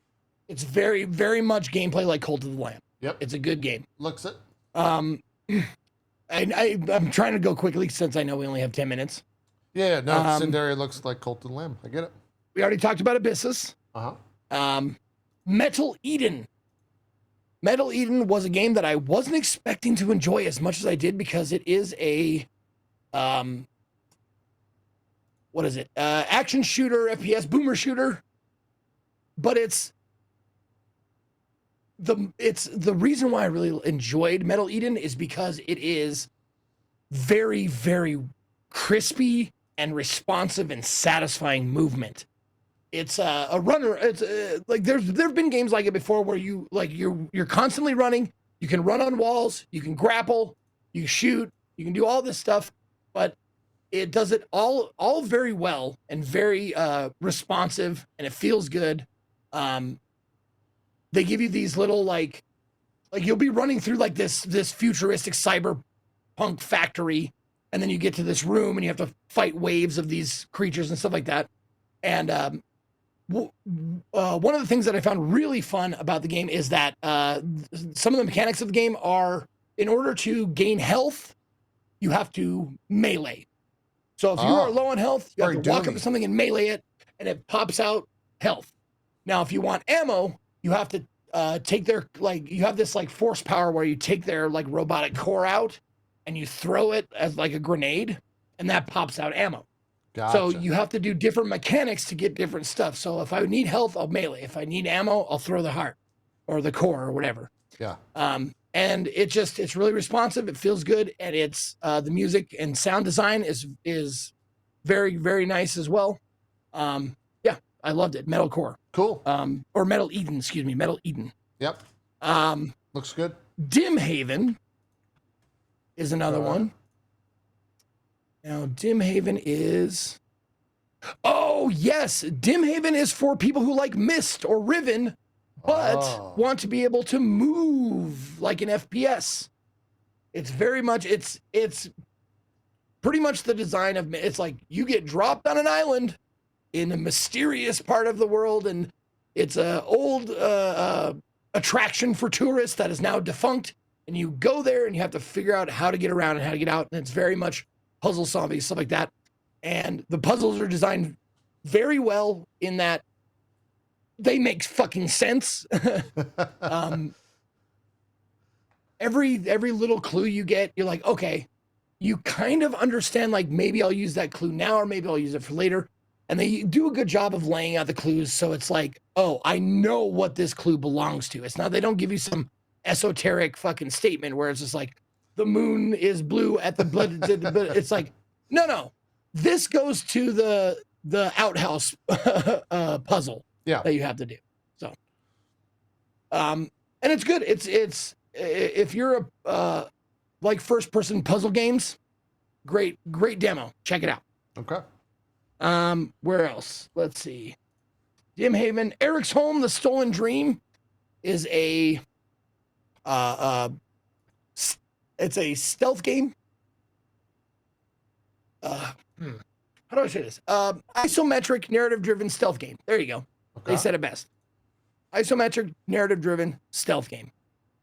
It's got some of the, like, by far the best animated, like, animation of facial features and when they have cutscenes, for the facial features, the voice acting, all that stuff. It reminded me of Hellblade, how good it is. Wow. Like all the micro expressions that you catch from, like, you know, the whatever mocap they use and shit like that. Like, just check out the demo. It's like, I played it, I think, for maybe a little less than an hour. But the cutscenes are worth watching just by themselves, because they're like, it shows how like good we can be, like the games can be, very much like Hellblade. Oh wow, that looks insane. What the hell? I know, right? It's fucking beautiful. For an isometric game, that looks wild. It's called Eric's Home, ERIKSHOLM, The Stolen Dream. That's the name of the game. But the main mechanic is you are stealthing. You're a little girl stealthing around, trying to avoid the coppers. It's in a fantasy land, so it's not a real place. But you're trying to avoid them because they are looking for your brother, and you're trying to find him before the cops do. He's gone missing. So that's like the basic premise of the start of the game, is that you're going through vents, you're hiding behind stuff. And normally that can be a little tedious, but this game keeps the pace going. It's not super difficult. If you get caught, you immediately just go back one module, like one sneaky module, to get, to try it again. So it's not too punishing when you do get caught, which is very fucking nice with stealth games. Yeah. It's not an instant fail scenario. Yeah. Yes. they keep it pretty modular, meaning like once you get past this part, that's a checkpoint. Next part, checkpoint, so on and so forth. So yeah, and it's really well done, and it's beautiful to look at too. Nice. What else we got? We did Eric's Home, Tormented Souls 2. If you played the first one, that first one had some glitches, but it's Resident Evil like. Tormented Souls 2, more of that. Okay. And it's fucking beautiful to look at too. Like I made the comparison. It's like, you know how your grandma's house has just a bunch of shit she's collected because she's lived so long? Like you are in a house with all kinds of like, there's antiques on the wall, like you're in a church or something, but there is no space left unadorned in the hallway. It's fun to look at. So it is, there's darkness, but you do get a lighter right away so you can actually, look around without squinting your eyes and shit. So you start off with it being kind of dark, but then it lightens up and you're allowed, like, it gives you the whole view of the thing. And I don't usually go gaga over fucking decorating in a game, but like the decorations in this game are fucking beautiful. This is great. It's like a cool house to walk around, or a cool like church or whatever to walk around in. Yeah. I think you play as the same character from the first game. I didn't play the first game for that long. I think I played it for a couple of hours. Okay. But I think you play the same character. But yeah, if you like Resident Evil games, you're gonna like this one. It's good. Great. Let's see. I got 2 minutes left. How many do I got left? Oh, you got time. We talked about Dispatch. Hey, I'm here all day. Okay, so let's do whatever you want. I talked about Dispatch, so we don't need that. The last game that I have. Yep. Okay. The last game that I put a little asterisk by was Date Everything. Okay. Wait, is this the house name? Yep. Oh, how is the house game? It's fucking great. Yeah. It's really, really good. Like I was like, oh, it's gonna be a dating game, visual novel, blah blah blah. Couple of things it's got going for it. One, fully voice acted. Everything I talked to in the demo had a 100% voice, like the whole way. So that's good. Okay. Second thing is, the designs will surprise you in how like there's a little something for everybody in there. There's like all types of body types and stuff like that. Like you look at the bed, you want to date the bed, you use your special glasses and you go boop boop boop boop boop boop, and the bed comes to life. And they have character models for everything. So of course the first couple of things I did was like, okay, let's see what the bed looks like. Let's see what the toilet looks like. Guess what the toilet is? Yep, you guessed it. I want to, like, what accent did the toilet have? He's a rapper, but he's a crapper. And that's like his whole shtick was like, he's a cool rapper or a crapper. That was the toilet. He was French. He was a white dude, French rapper. And that was the toilet. His name was and they all have like punny names. His name was Jean-Loup Pissoir. That was his name. Perfect. Jean-Loup Pissoir. Perfect. Yeah. But my favorite was the bed. Like, the bed was like this voluptuous, curvy, like, she had this bedroom voice. She wasn't forcing it, though. She just had this great, like, comforting voice. You're like, oh, my God.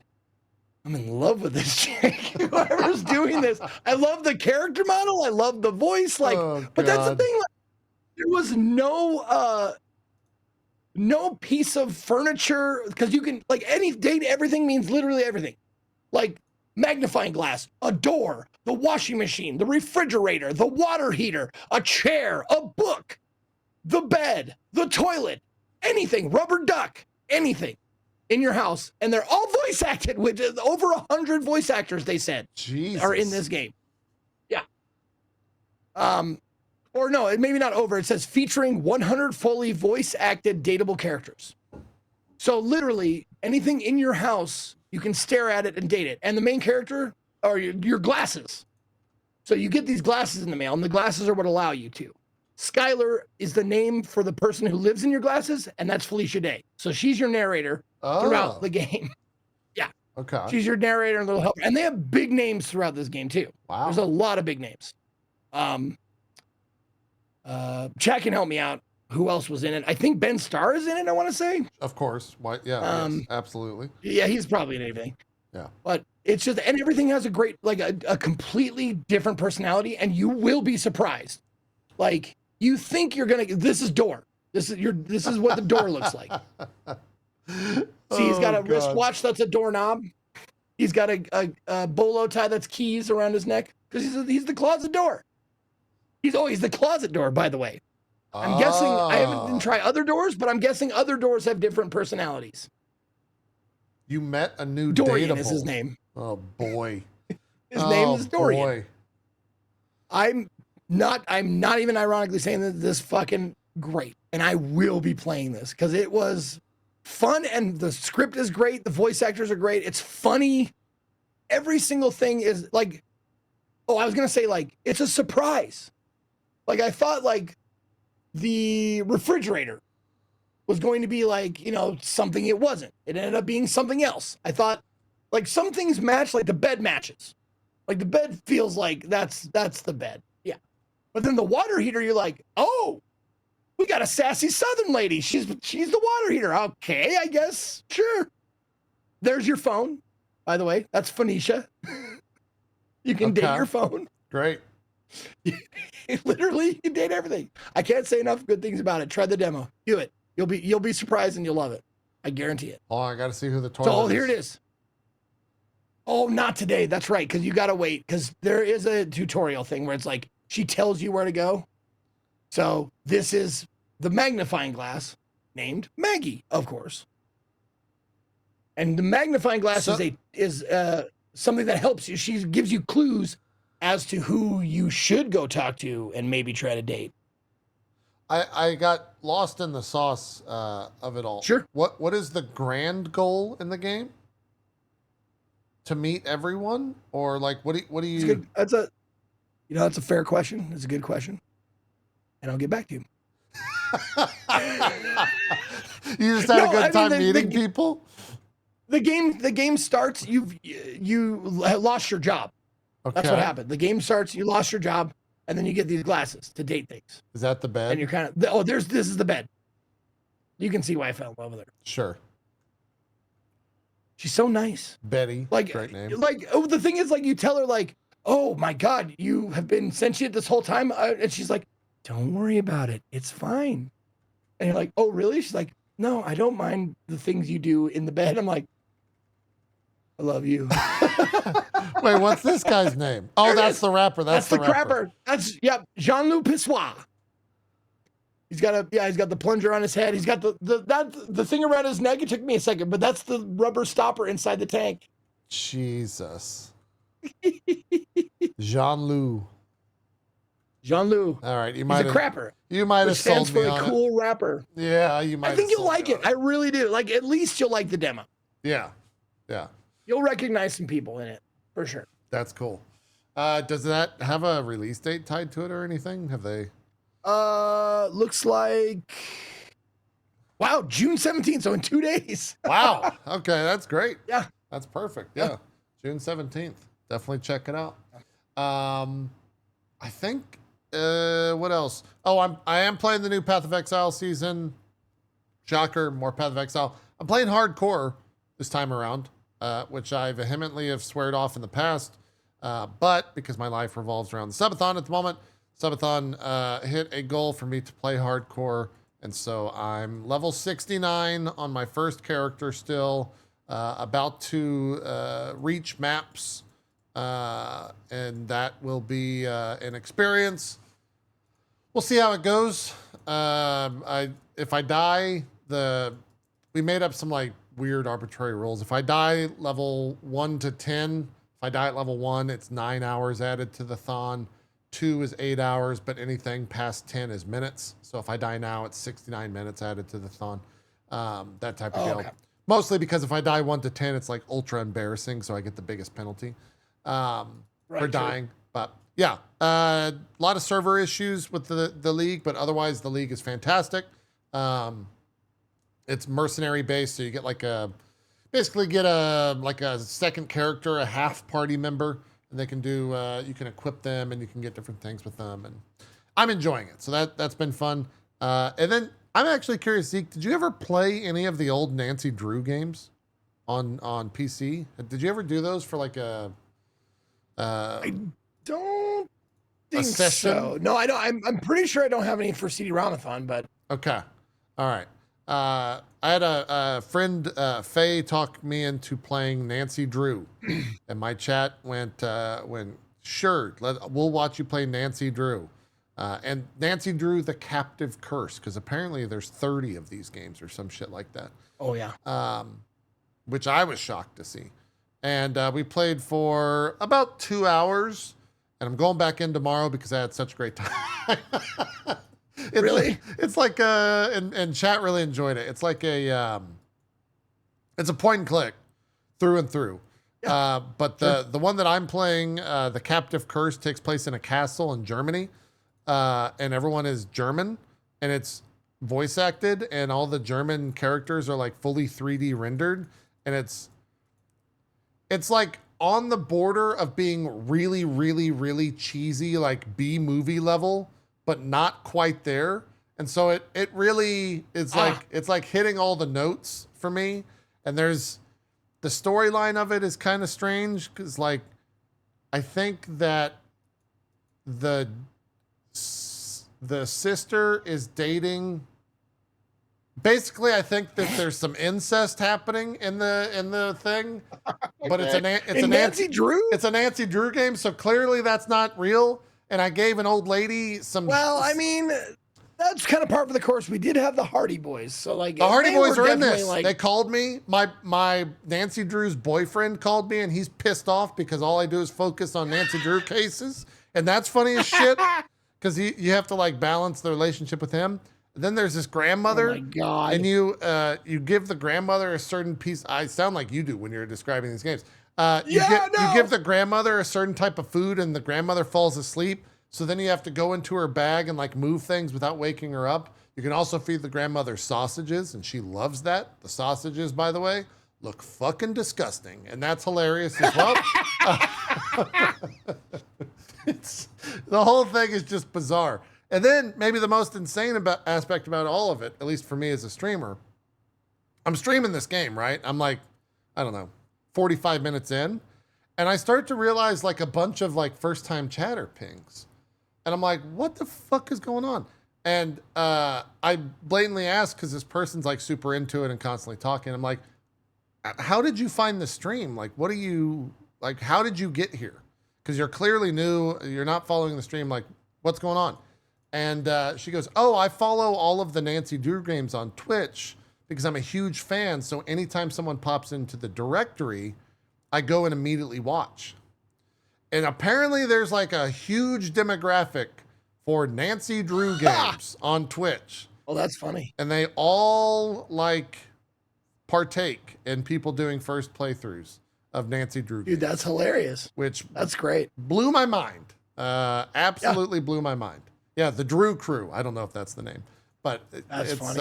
It was kind of shocking to see that. There's a Magic the Gathering type game, by the way, in it. It's wild. Oh, the amount of shit in this game.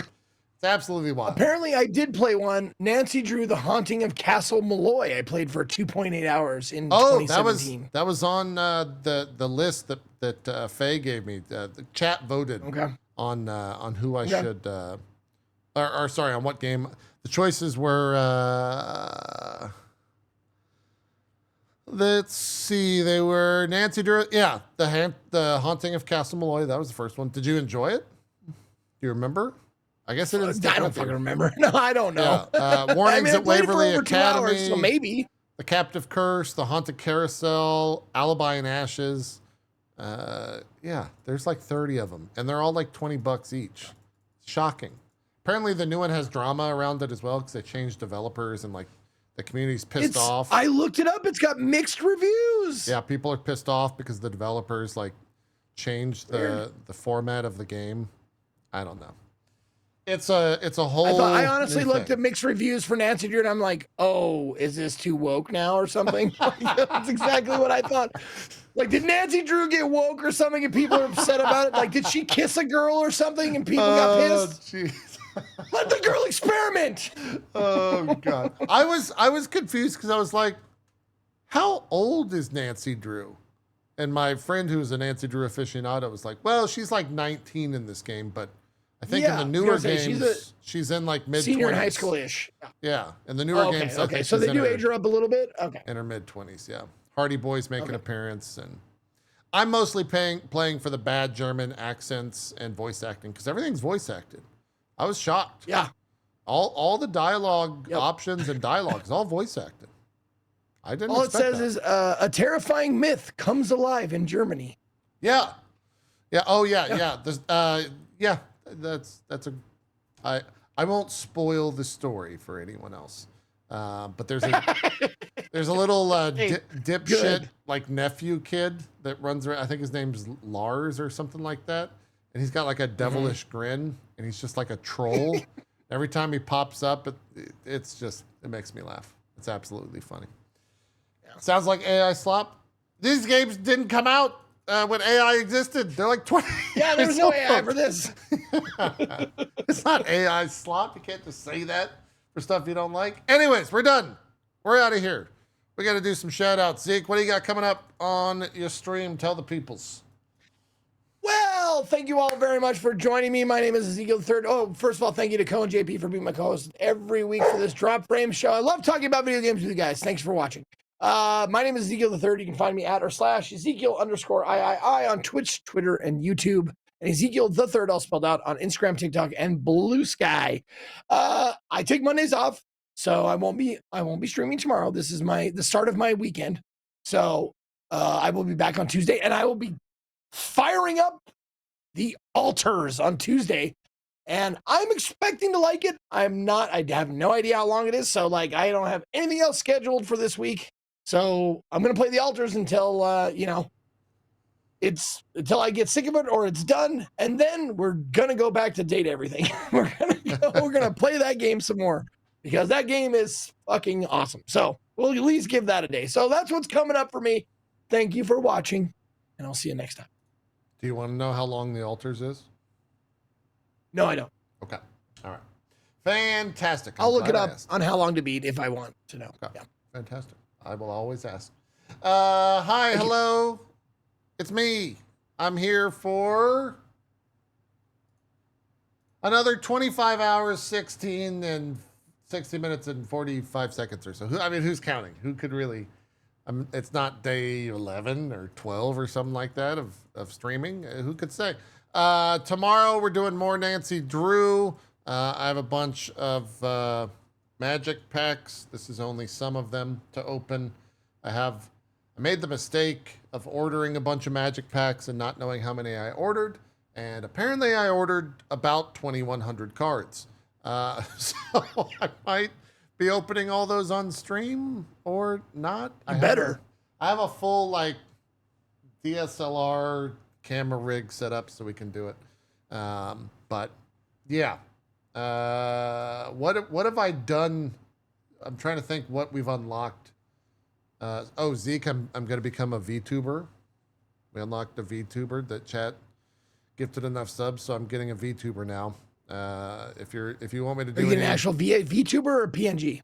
VTuber, full on 3D VTuber thing. Yeah, that's got to be expensive. Well, it was 10,000 subs, so we've got the money now. Luckily, Jeez, yeah, okay. Yeah, we've got the money now. What else was it? I'm hiring a personal trainer. Some VR shenanigans, nice. And then Path of Exile Hardcore. Yeah. And we got some other stuff planned. You can come on by the subathon as long as we're going to keep going, which, like I said, 25-ish hours right now. I think the goal is me making it to Death Stranding 2. At least that's what the community wants. That would be next Tuesday. Good luck. Yeah. Yesterday I had my body was just like... You've been thunderstruck! Yesterday my body was like, hey, go to bed. So I had to take a nap. I just had to take a nap in the middle of the day. because my body was just like, it was not working anymore. So Yeah. we'll see how long we go. Hope to be here next week. Drop frames will happen one way or the other. And we've got streams all week. Probably playing Rematch in my neck of the woods, which is that soccer game, football game that's competitive from the seafood guys, which is really good apparently. And then more PoE as we go. Anyways, that's what I got going on. Cohh already did his shout outs. I think we're good. I think we'll kill it. Oh yeah, my chat says you killed it with the sub alerts. Thank you, Zeke. They wanted to. Oh, thank you. They wanted you to know that. So, yeah, that's that. How'd you like him? Thanks everyone for watching. Fucking lawn, because it's crazy. What? I gotta go mow my lawn. It's crazy. It's so long. It's like this long. Oh. Do you have a riding lawnmower? I wish. Just go get one. Just go get a riding lawnmower. Buy it. Easy peasy. Yep. That's it. Thanks for watching. Cohh, thanks for staying still and hanging with us. And we'll see you guys next week for more. We're out of here. Have a good one. Bye.